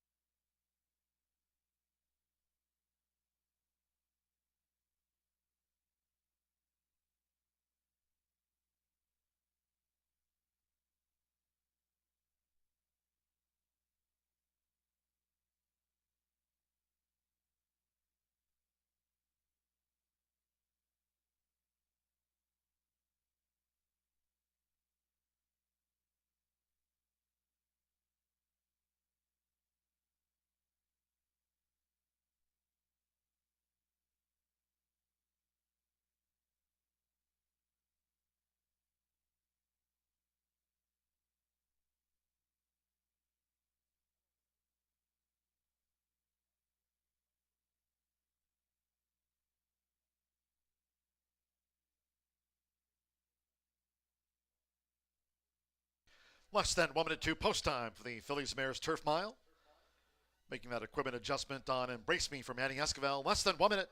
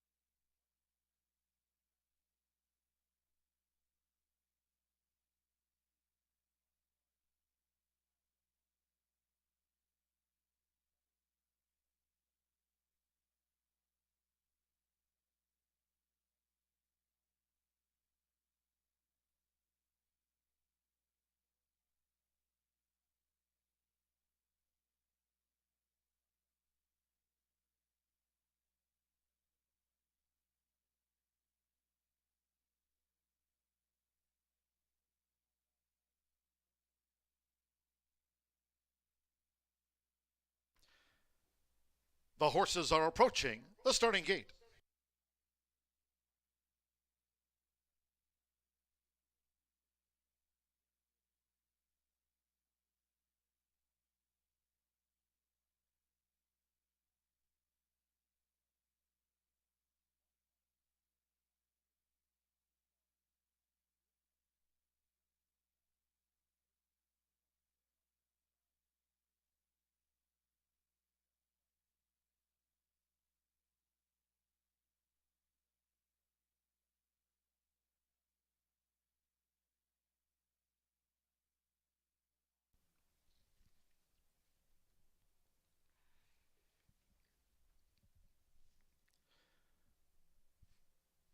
The horses have reached the starting gate. It is now post time. They're going in. Manny Esquivel with Embrace Me. Evan Roman to Tuba coming up. Joins Embrace Me. Orlando Mexico with Towhead.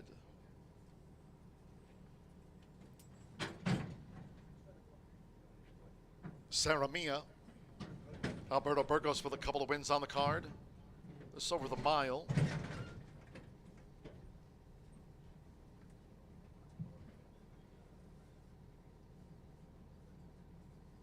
Tituba and Good American, the joint 2-1 favorites. 3-1 Embrace Me and 7-2 Sarah Mia. Now going all in. Andres Aloa. Calm Set. Would be an upset and one more. Good American, Vincent Chamino or Ignacio Carreñas over the mile. They're in the gate. They're off. And there's Calm Set while angling over in front of rivals. Embrace Me with Tituba right there. Towhead and Sarah Mia a bit keen here in the early stages. And Good American has settled back in last place. It's Calm Set. Went to the lead for Andres Aloa. Calm Set in front as they enter the first turn from toward the inside. Embrace Me, who's vying for second with Sarah Mia, 6 furlongs to run, and Calm Set leads them to the back of the course. Then Saving Ground toward the inside is Tituba, who's joined by Towhead, and back there in last position remains Good American. The opening quarter in 24.57 seconds at 13-1. Calm Set leads the turf mile just outside the half-mile pole, and she's wide into a 6-length lead from Embrace Me, second by a half length with Sarah Mia running in third. Still 2 clear from Tituba. Then it's another length to Towhead and Good American taking closer order but wide. Half mile for Calm Set. Clock 48.15 seconds on the far side of the course. Inside 3 furlongs left. Comset still to track down. It's Comset looking to upset here, coming toward the quarter pole.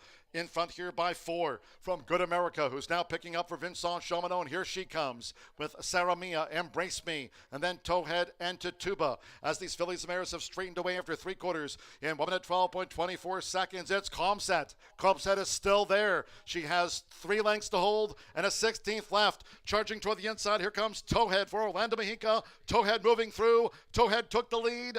Towhead on the wire with Good America, who finished near the stand side rail. Then Comset with Embrace Me. Towhead and Good American passed the line together.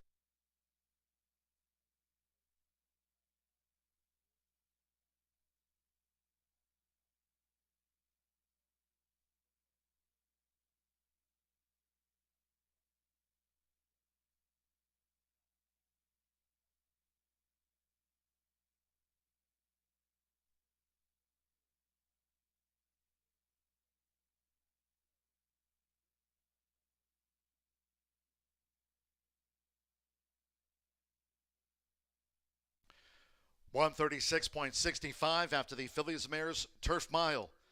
This is a win photograph. Hold all tickets, and there'll be an inquiry into the running.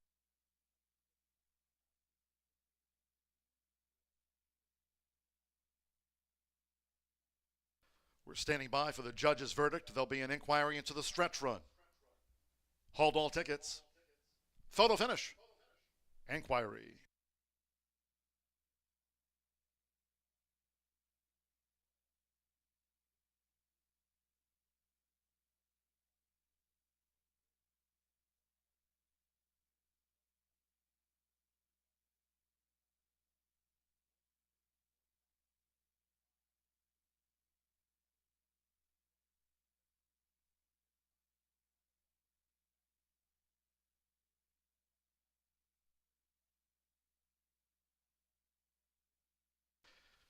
Result of the win photograph, 6, Towhead. 7-1 got in. A chestnut nose to the 9, Good American. 5-2 just missed near the stand side rail. 8, Comset. 13-1 was the longtime leader. Third after the mile, 1, Embrace Me. At 3-1, the unofficial fourth. Inquiry, Jockey's Objection. Alberto Burgos on 7, Sarah Mia has claimed foul against Manny Esquivel. On the unofficial fourth place horse, the 1, Embrace Me, alleging interference in the vicinity of the furlong pole. This is part of a steward's inquiry, and there's that jockey's objection.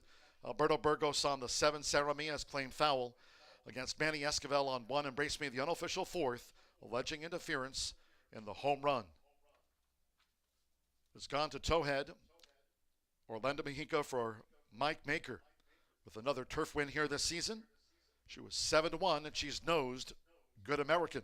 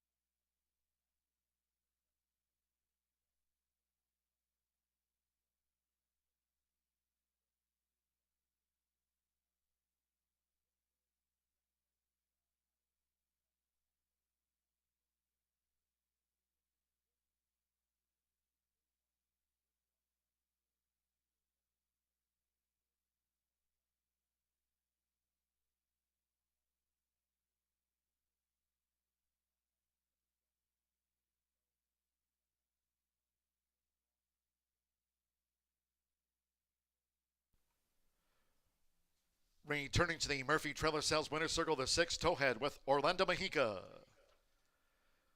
There's that chestnut nose, the margin of victory over Good American. Comset, the unofficial third, with Embrace Me, the unofficial fourth. Ongoing inquiry.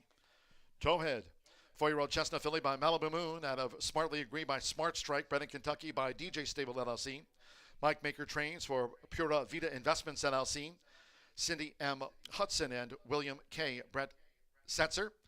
The ownership of Towhead takes out the turf at 7-1. Inquiry, ongoing objection being reviewed.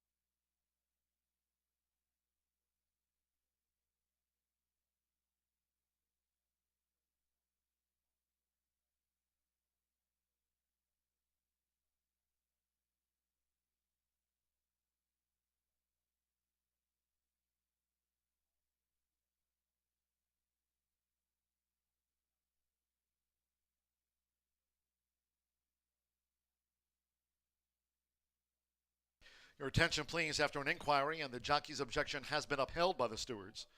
The stewards have made a disqualification. Number 1, Embrace Me has been disqualified from 4th and placed 5th for coming out in the final furlong and causing interference with the 7 Saramia in the stretch run. Again, after an inquiry and jockey's objection, that objection was upheld.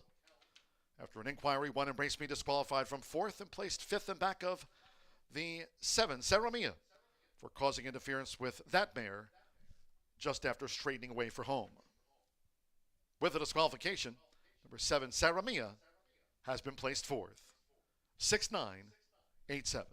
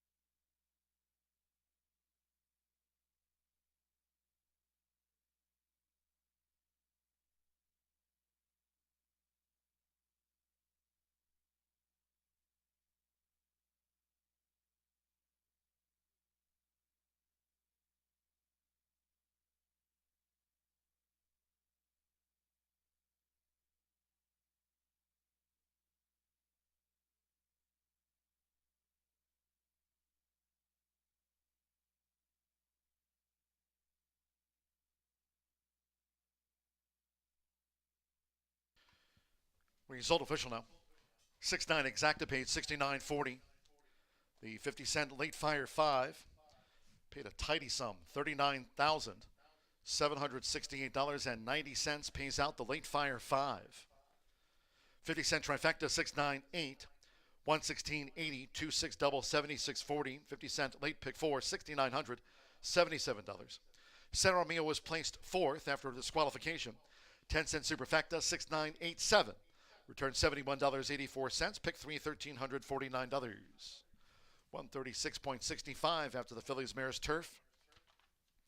We turn the page. 9th race with a revised post time. It's the first of 3 trials for the Sterling Bertram Memorial Stakes. Over the 400 yards, no scratches, no jockey changes. Exacta trifecta superfecta. 10-cent quarter horse grand high 5 double, and the final pick 3 is part of an 11 race day. Post time 6:21.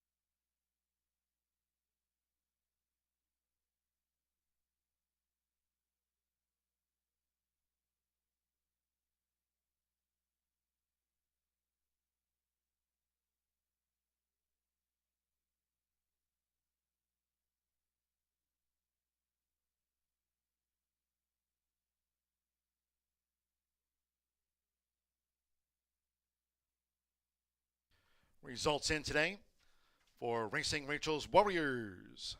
Wednesdays are for winning here at Horseshoe Indianapolis all season long. Closing week November 11th through the 14th. Today's winners: Charles Smothers picking up the top prize, $100.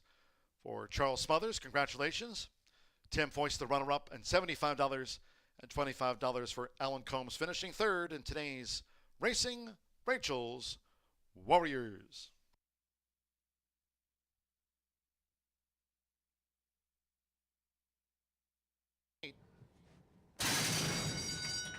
They're off. And there's Calm Set while angling over in front of rivals. Embrace Me with Tatuba right there, Towhead, and Sarah Mia a bit keen here in the early stages. and Good American has settled back in last place. It's Comset. Went to the lead for Andre Zaloa. Comset in front as they enter the first turn. From toward the inside, Embrace Me, who's vying for second with Sarah Mia. 6 furlongs to run, and Comset leads them to the back of the course.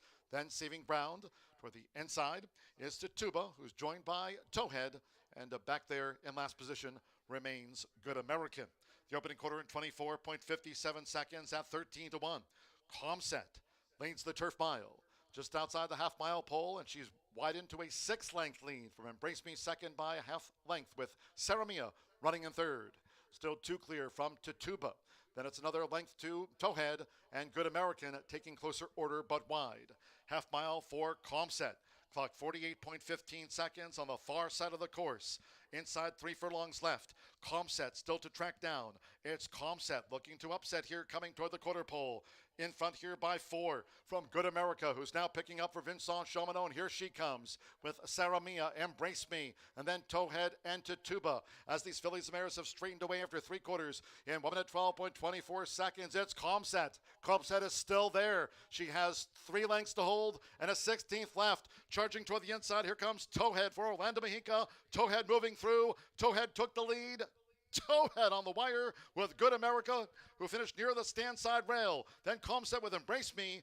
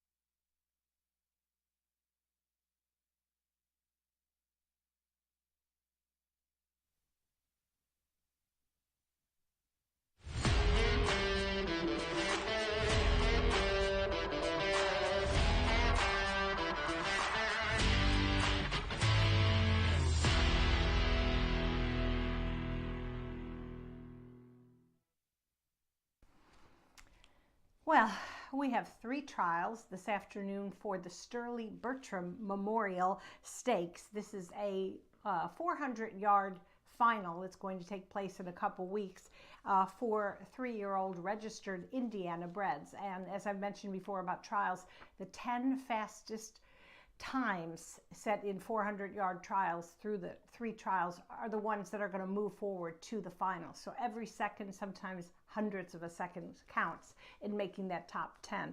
All right, this is a race that is named in honor of former Indiana quarter horse supporter Sterling Bertram, who was instrumental in creating the Indiana Quarter Horse Breeders Association. All right, well, let's go to the paddock, take a look at a few of the 3-year-olds. Outstanding group in this trial especially. And we got to talk about Claudio Barazza, who actually has 3 entered just in this first trial and a couple more down the road. He won last year's edition of this championship with CV Strutting for a Kiss. And I think it's interesting, the horse that I'm picking on top, number 8, Jess a Flying Train. It's kind of interesting that this son of Freight Train B, he exits a runner-up finish in the $115,000 QHRAI Stallion Service Auction Derby. That took place on August 31st. But Edgar Diaz, who rides a lot for Claudio and had his choice of several horses, opted for this one. He didn't necessarily run in as many of the early derbies as some of them, but boy, that was a good finish in his last, and that's going to be my top pick. Well, next we'll go to number 4, Tin Knocker. He's been super consistent for conditioner Ricardo Martinez. He's a gelding by Habit Secret, ran 3rd in both the Harley Green and the Blue River Derby. And he's won at 400 yards, which I think is important. He's always very responsive when he's being ridden by jockey Martin Munoz. So those are my top 2, and boy, they're both really strong. All right, now we'll go to number 1, and that's DuPont Beach. This is a filly sired by DuPont, who was actually the winner of the $1 million Grade 1 Heritage Place Futurity during his racing days. And believe me, that's a tough one at Remington Park. Now, basically, Claudio has the training duties. This horse, I think filly actually has responded better when she's breaking from the rail. So she gets that position today under former champion rider Juan Marquez. 12 starts, 3 wins, 5 seconds. She's nearing the $100,000 mark in earnings, so she's a good one, DuPont Beach. Then we'll round out my top 4 with another talented filly and a well-bred filly, number 7, The Good Candy, sired by All-American Futurity champion Jess Good Candy.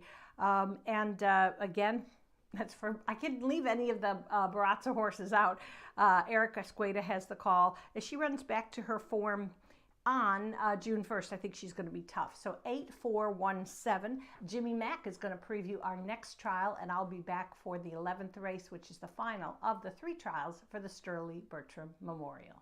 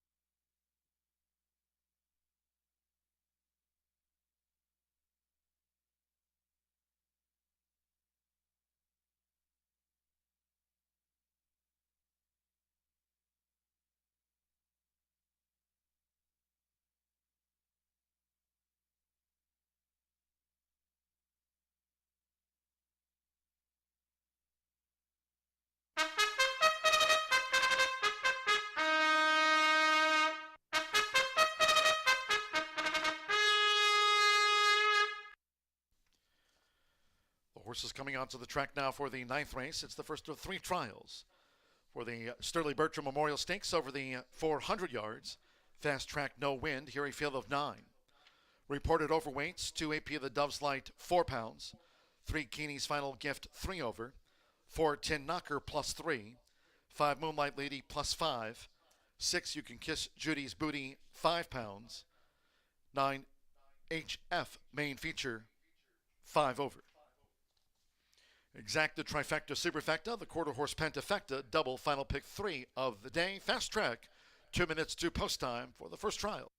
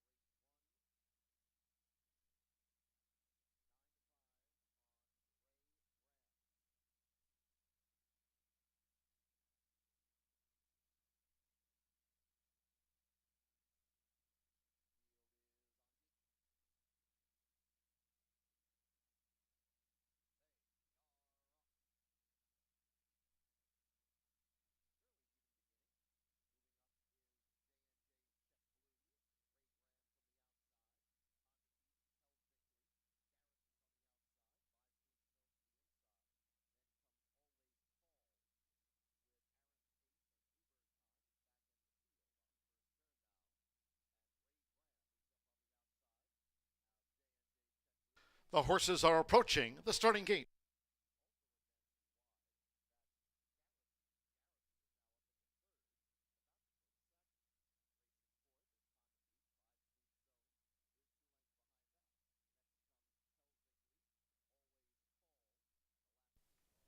The horses have reached the starting gate. It is now post time. AP the Dove's Light was loaded, and AP the Dove's Light just got fractious in the gate. So Lopez resetting on board AP the Dove's Light. Uses the flipping halter. The Good Candy loaded. DuPont Beach.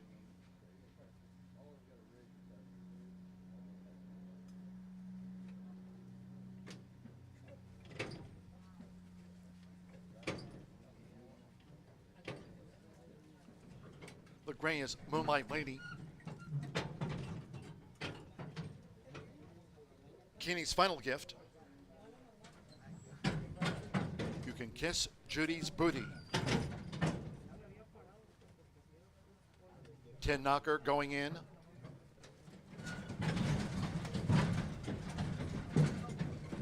AP of the Dove's Light.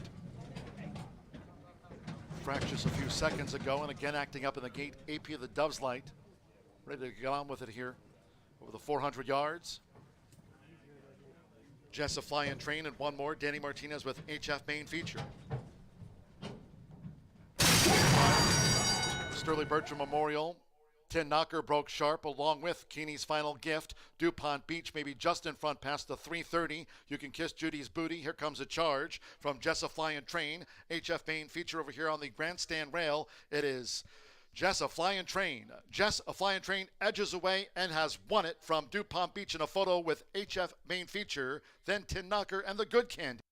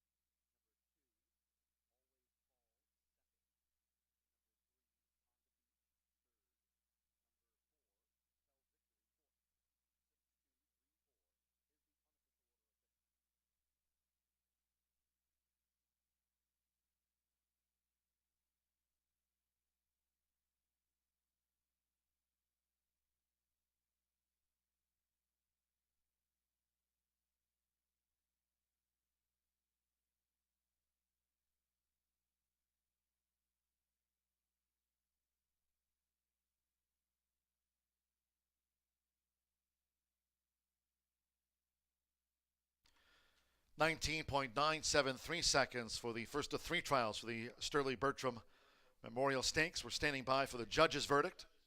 19.973 after the first trial.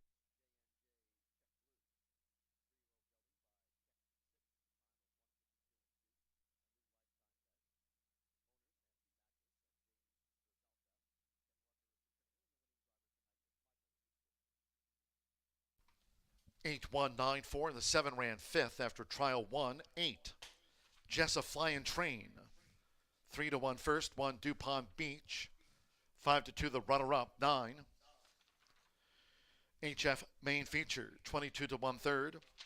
4 Tin Knocker, 6-5 favorite, ran fourth after the 400 yards. 7 the Good Candy gets into the quarter horse Pentafecta. So 19.973, that'll be the time to beat. And the first of three trials for the Sterling Bertram Memorial.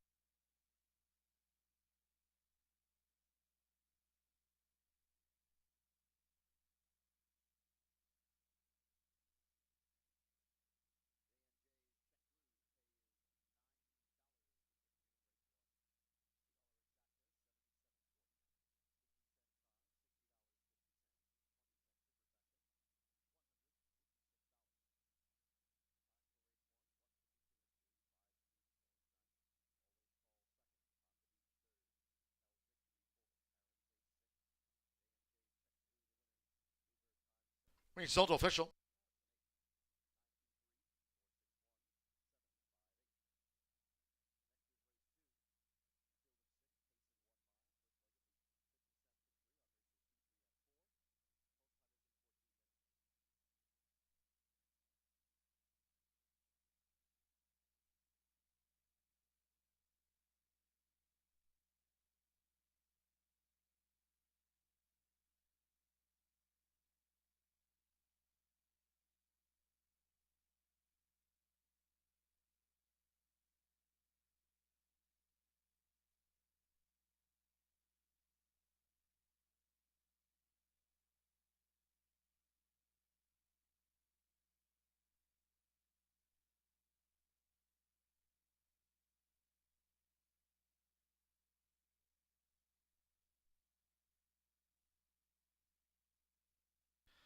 Returning to the Murphy Trailer Sales Winners Circle, the 8 Jessa Fly and Train with Edgar Diaz.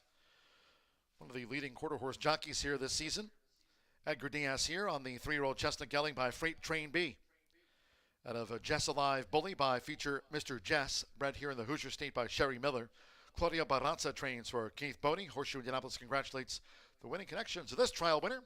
Jessa Fly and Train clocked 19.973 for the 400 yards, fast and no wind.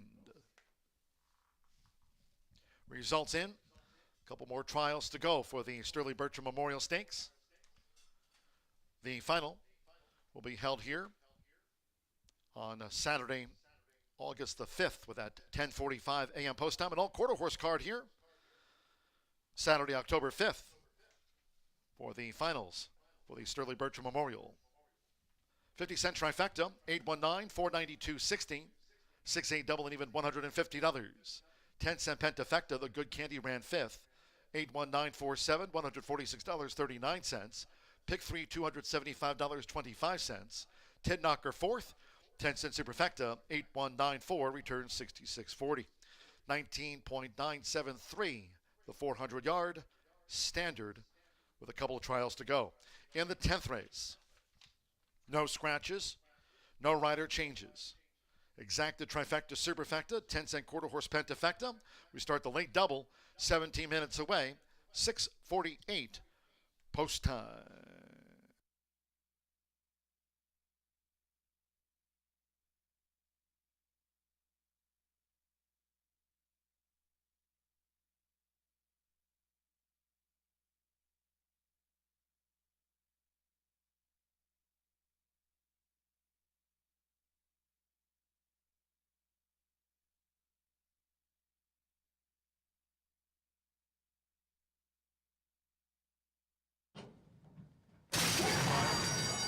Sterling Bertram Memorial.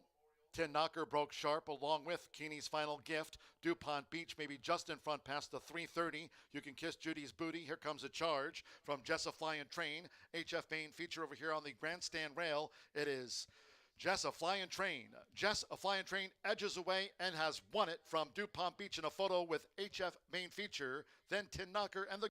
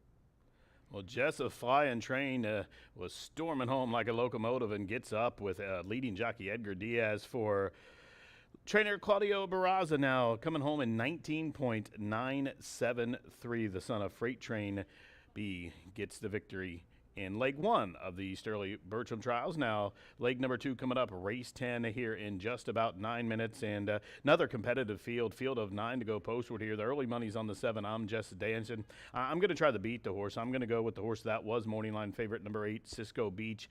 8-5 gets a return call from L.D. Martinez for Tony Cunningham as you see them throwing the saddle on. This one was the fastest qualifier 2 back in the Quarter Horse Racing Association of Indiana SS Derby. Then in the subsequent start in the Derby, went off second choice at 2-1, but drew the rail that day and kind of struggled down there inside, but has advantageously drawn towards the outside here in the 8 post. And Cisco Beach, I think, is going to be a very formidable threat. 2 back when winning that trial, came home in 1981, and that time, if he repeats that, that'd be faster than we just seen Jessa Flying Train win. So for those reasons, Cisco Beach is going to be my top pick, and now clicks to 3.5 to 1. For second, I'm going to go for a price. Number 8, Tricks Are for Kids. Tim Eggleston, he's a threat, whether it's quarter horses or thoroughbreds, and he'll give a leg up to his go-to jockey, Rolly Pena here. And this one right now being left alone 12-1 on the tote board. This is a 4-time winner who started the career last year and rattled off 4 straight wins. Was a futurity winner last year for Tim and ran well in the Julie Veltman overnight stakes in the last start. Was a 4th, beaten just 3/4 of a length. A very, very good effort that day from this gray filly by One Sweet Jess. Now, the prior 4 races were the worst races really on the horse's form, but had an excuse every start. Trouble lines throughout, bore out starts, stumbled badly at the start, stumbled, bumped in, and had some odd strides at the 16th and on July 2nd. But if this one can just jump well and have a clean trip, a repeat performance that Julie Veltman can move this horse forward towards the Sterling Bertram Memorial Finals. And I'm going to use this horse in 11-1 in behind my top pick, who's currently 3-1. Now I'm reaching for my third choice. I'm going to go for the 3 Beach Dancer. This one is currently 8-1 on the tote board, and Beach Dreamer rather. It comes from the barn of Guadalupe Arevo now. Fernando Marin gets the call. As you see, this 3-year-old son of Escondido Beach standing very well and quiet in the paddock there with the red blinkers and that teal shadow roll there. Marin has been up in most every start of the horse's career. The horse has 11 starts, 2 wins, and 2 seconds, and was the beaten favorite 2 out of the last 3. But I think this horse is good enough. If the horse jumps well, gets a clean breakaway from there, and can just bear down and level off running, I do think Beach Dreamer is good enough to get within the mix here in the second leg of this Sterling Bertram Memorial Trial. And good price right now, 9-1. The bettors are on the 7. I'm just dancing. I'm going to try to beat him. It's about the 8, 6, and 3 for me. I just think Cisco Beach is too tough here from the barn of Tony Cunningham. Tony, he's another trainer, kind of like Tim Eggleston, who wins with quarter horses and thoroughbreds. He's currently won 20-something races at the meeting, and Louis Martinez has the call here on this Indiana son of Escondido Beach. And I think if that has a repeat performance of that race 2 back when he took the trial for the QHRI Derby, I think this horse is going to be a force to be reckoned with. So 2 to go still here at the shoe. Race number 10 coming up in just about 5 minutes. The Sterling Bertram Memorial Trials, leg 2. Good luck.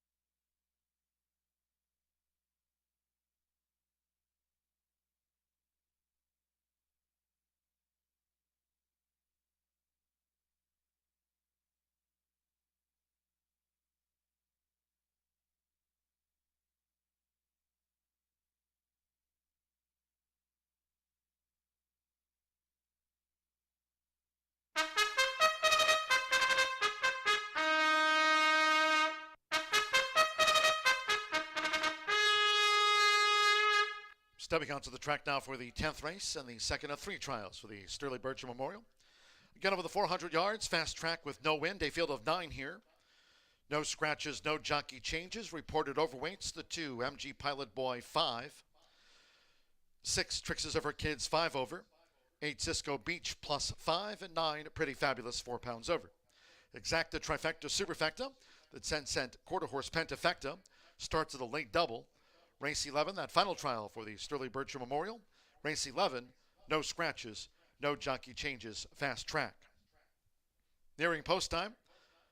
Again, reminding all Horseshoe Indianapolis fans, old quarter horse card coming up here on Saturday, October the 5th.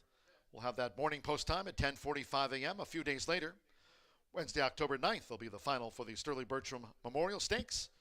And at the end of next month, the 5th annual Indiana Champions Day, staged here on Saturday, October 26th, at the end of next month. 1 minute to post time for the second trial for the Sterling Bertram Memorial Stakes.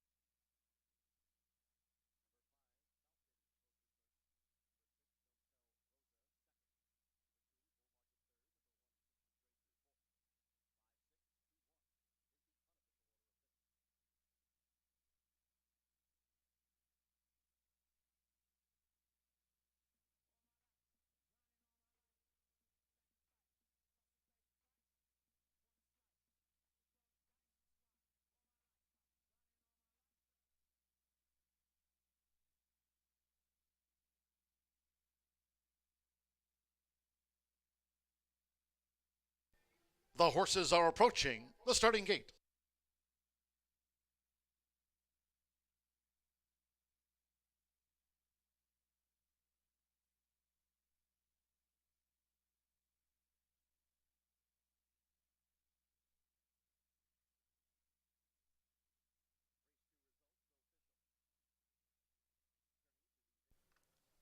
The horses have reached the starting gate. It is now post time. Cisco Beach uses the flipping halter. 2-1 favorite, Cisco Beach. I'm a Jess Dashing. Edgar Diaz going for a trial double with Claudio Barraza. Jess a flying train, clocked 19.973 after the first of 3 trials here for the Sterling Bertram Memorial.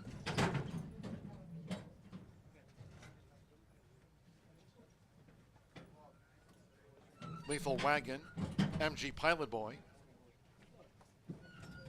Trixes of Her Kids. Beach Dreamer drew post 3. 16-1 on Beach Dreamer over the 400 yards. Fast Track No Wind. Beanie's Dynasty. No Ordinary Joe loaded, so stand by. One more. Pretty Fabulous. They're in the gate. Away they go. Pretty Fabulous broke outward. Cisco Beach coming with a charge. MG Pilot Boy with Lethal Wagon. In between horses, there's No Ordinary Joe. It's Cisco Beach who's come to the forefront for Danny Martinez. Past the 110, Cisco Beach. And look at him go. Cisco Beach with authority by 2 from No Ordinary MG Pilot Boy in a photo with I'm Just Dashing.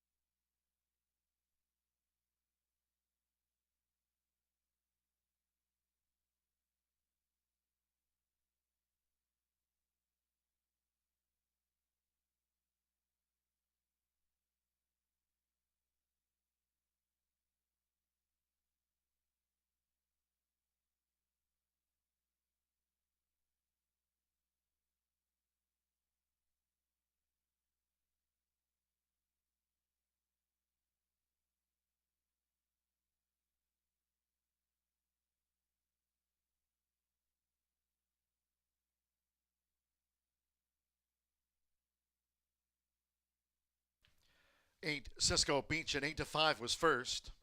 Clock 19.997 seconds.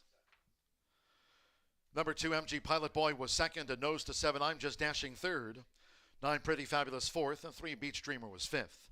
8-2, 7-9-3, 19.997.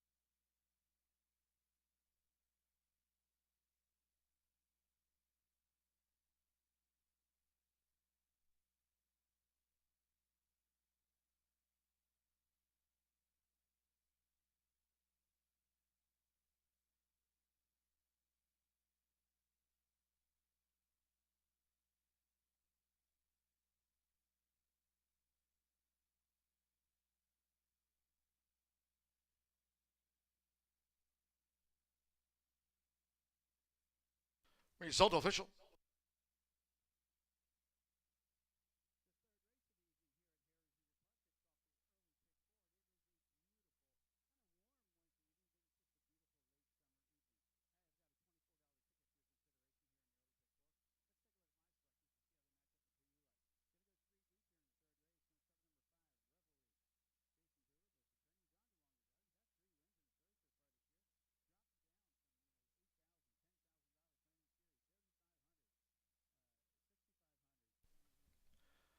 Returning to the Murphy Trailer Sales Winner's Circle, the 8 Cisco Beach with Danny Martinez. Clock 19.997 seconds with one trial to go for the Sterling Bertram Memorial. Again, the final will be here on October the 9th. Cisco Beach is a 3-year-old bay gelding by Escondido Beach out of True League Quick by La Hoyaroid. Bred in Indiana by Dwayne Swingley. Tony Cunningham trains for Pamela Brinkley-Hahn and Craig Zenneberg. Horseshoe Indianapolis congratulates the winning connections. One with authority, Cisco Beach, 19.997. Pick 3, 6 with the 8, Cisco Beach. 50-cent pick 3 paid $130.75. The exacta, 8-2 paid $32.60, 50-cent trifecta. I'm a Just Dashing third, $35.80, 8-day double, $31.40 after a couple of trials. 10-cent superfecta, $13 and change. Pretty Fabulous ran fourth. And with Beach Dreamer fifth, the 10-cent Pentafecta 82793 paid $84.21. 19.973, 19.997. With one trial left for the Sterling Bertram Memorial. Closing out the card, race 11. 17 minutes away, no scratches, no jockey changes. Exacta trifecta superfecta, one more quarter horse pentafecta, 7:14 post time to close out the card.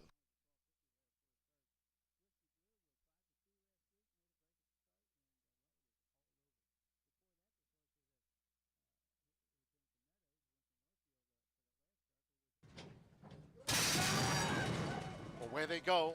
Pretty Fabulous broke outward. Cisco Beach coming with a charge. MG Pilot Boy with Lethal Wagon. In between horses, there's No Ordinary Joe. It's Cisco Beach who's come to the forefront for Danny Martinez. Past the 110, Cisco Beach. And look at him go. Cisco Beach with authority by 2 from No Ordinary MG Pilot Boy in a photo with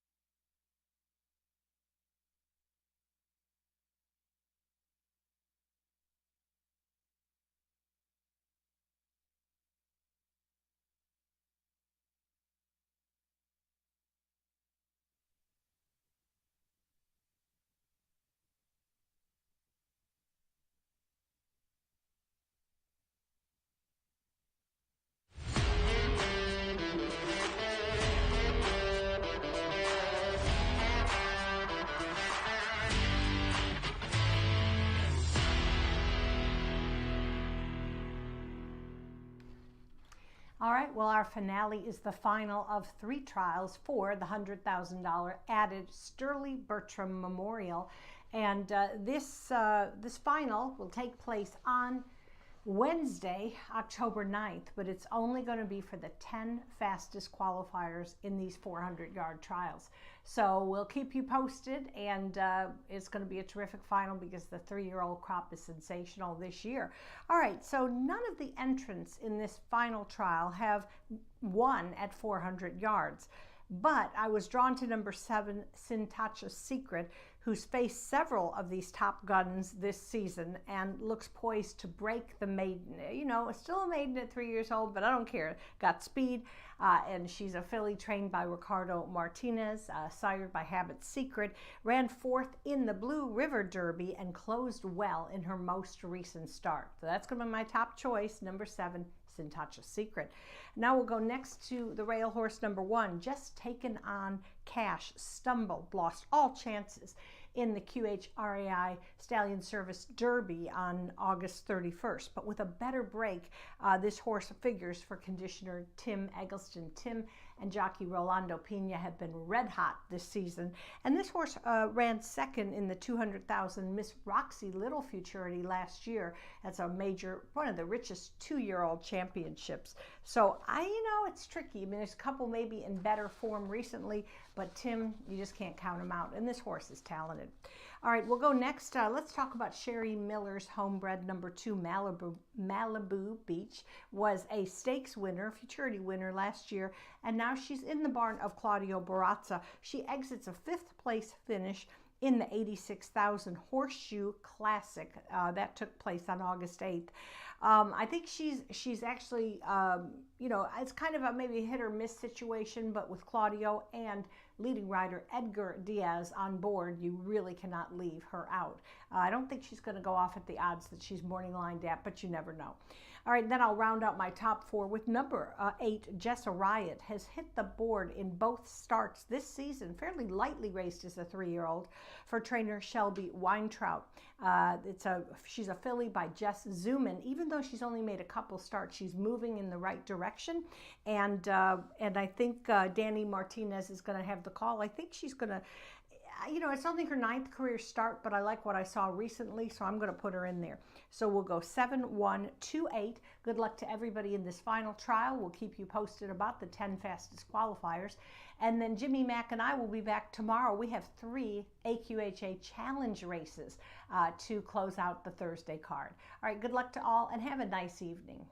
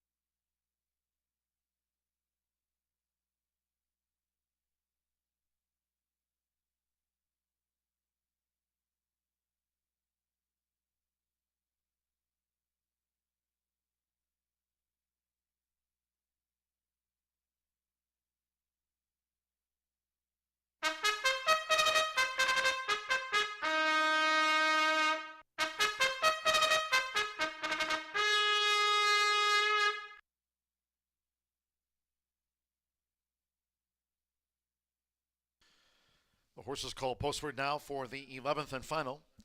And this is the third and last trial for the Sterling Bertram Memorial Stakes over the 400 yards. Again, fast track with no wind. 19.973, the top time after a couple of trials. Overweights here, one just taken on cash +5. 3 La Una Diva 5. 4 Super Javi 2 over. 5 Eagle Flyby 3 extra pounds. 7 Sentacha's Secret 3. 8 Jessaraya +5. All 8 run, exacta trifecta superfecta, 1 more quarter horse pentafecta, and nearing posta.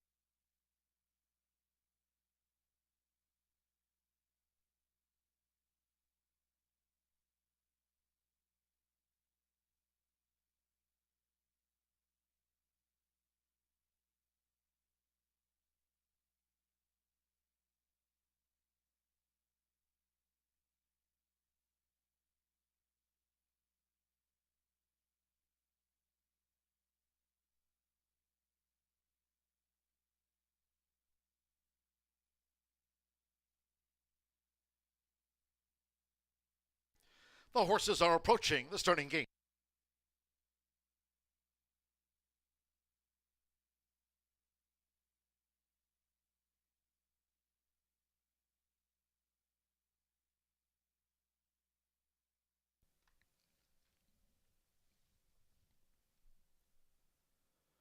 The horses have reached the starting gate. It is now post time.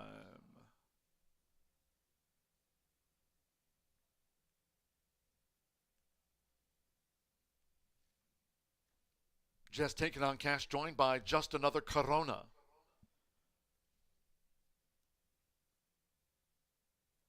Jessaraya to that outside gate.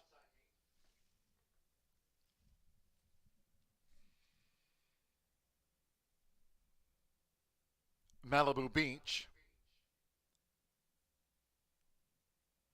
La Una Diva. Super Javi, a couple in back. Eagle Flyby drew 5. Here, all 8 run. Jessa Riot installed, and one more. Sintacha Secret.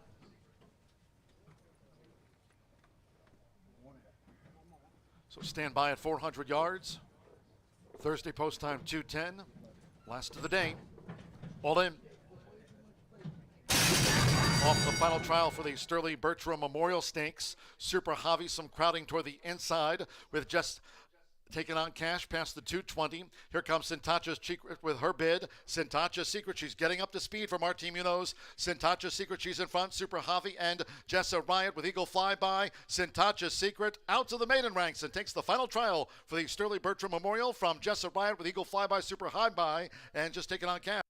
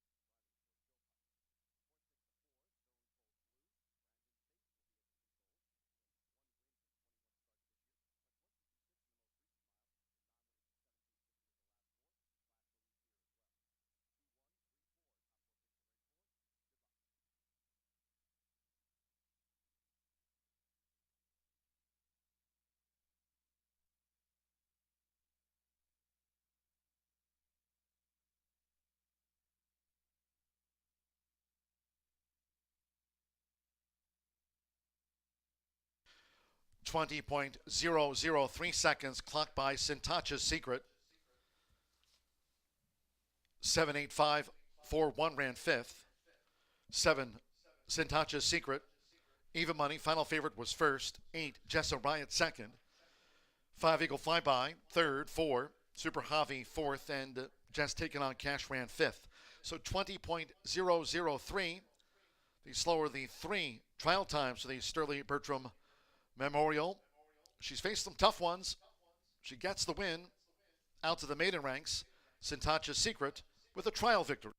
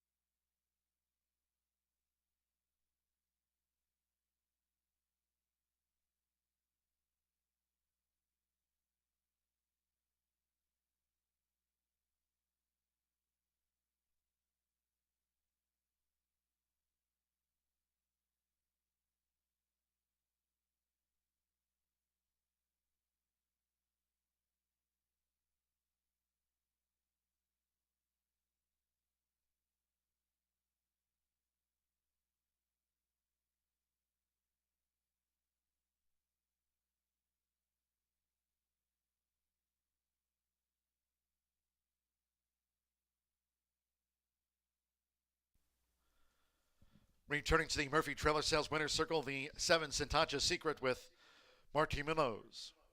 Official. Sintacha Secret is a 3-year-old bay filly by Habit Secret out of Sintacha's Angel by PYC Paint Your Wagon. Bred here in the Hoosier State by Ricardo Martinez. Horseshoe Indianapolis congratulates the winning connections. Sintacha Secret, a Maiden No More, and a Sterling Bertram Memorial Stakes trial winner in 20.003. Final results in 10-cent Pentafecta, 78541, paid $92.34. Just Take It on Cash ran 5th. Pick 3, $19.35. 7-8 Exacta, $17.80. 50-cent Trifecta, $785, $49.10.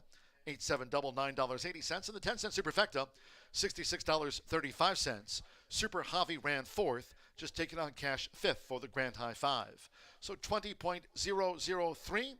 Fast track, and there was no wind over the 400 yards. That concludes our live racing program for today. We thank all that joined us here at the races. Cheers to all who tuned in. Live racing back tomorrow to wrap up a 4-day stretch. Our Thursday post time at 2:10. And again, reminding all, no live racing here on Friday nor over the weekend.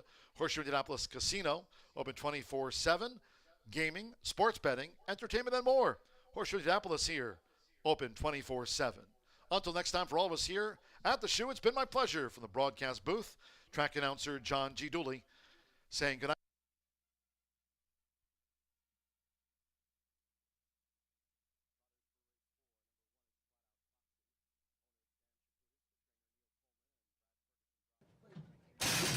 Off the final trial for the Sterling Bertram Memorial Stakes. Super Javi, some crowding toward the inside with just taking on Cash past the 220. Here comes Sintacha's Secret with her bid. Sintacha's Secret, she's getting up to speed for Martin Munoz. Sintacha's Secret, she's in front. Super Javi and Jessa Riot with Eagle Flyby. Sintacha's Secret out to the maiden ranks and takes the final trial for the Sterling Bertram Memorial from Jessa Riot with Eagle Fly.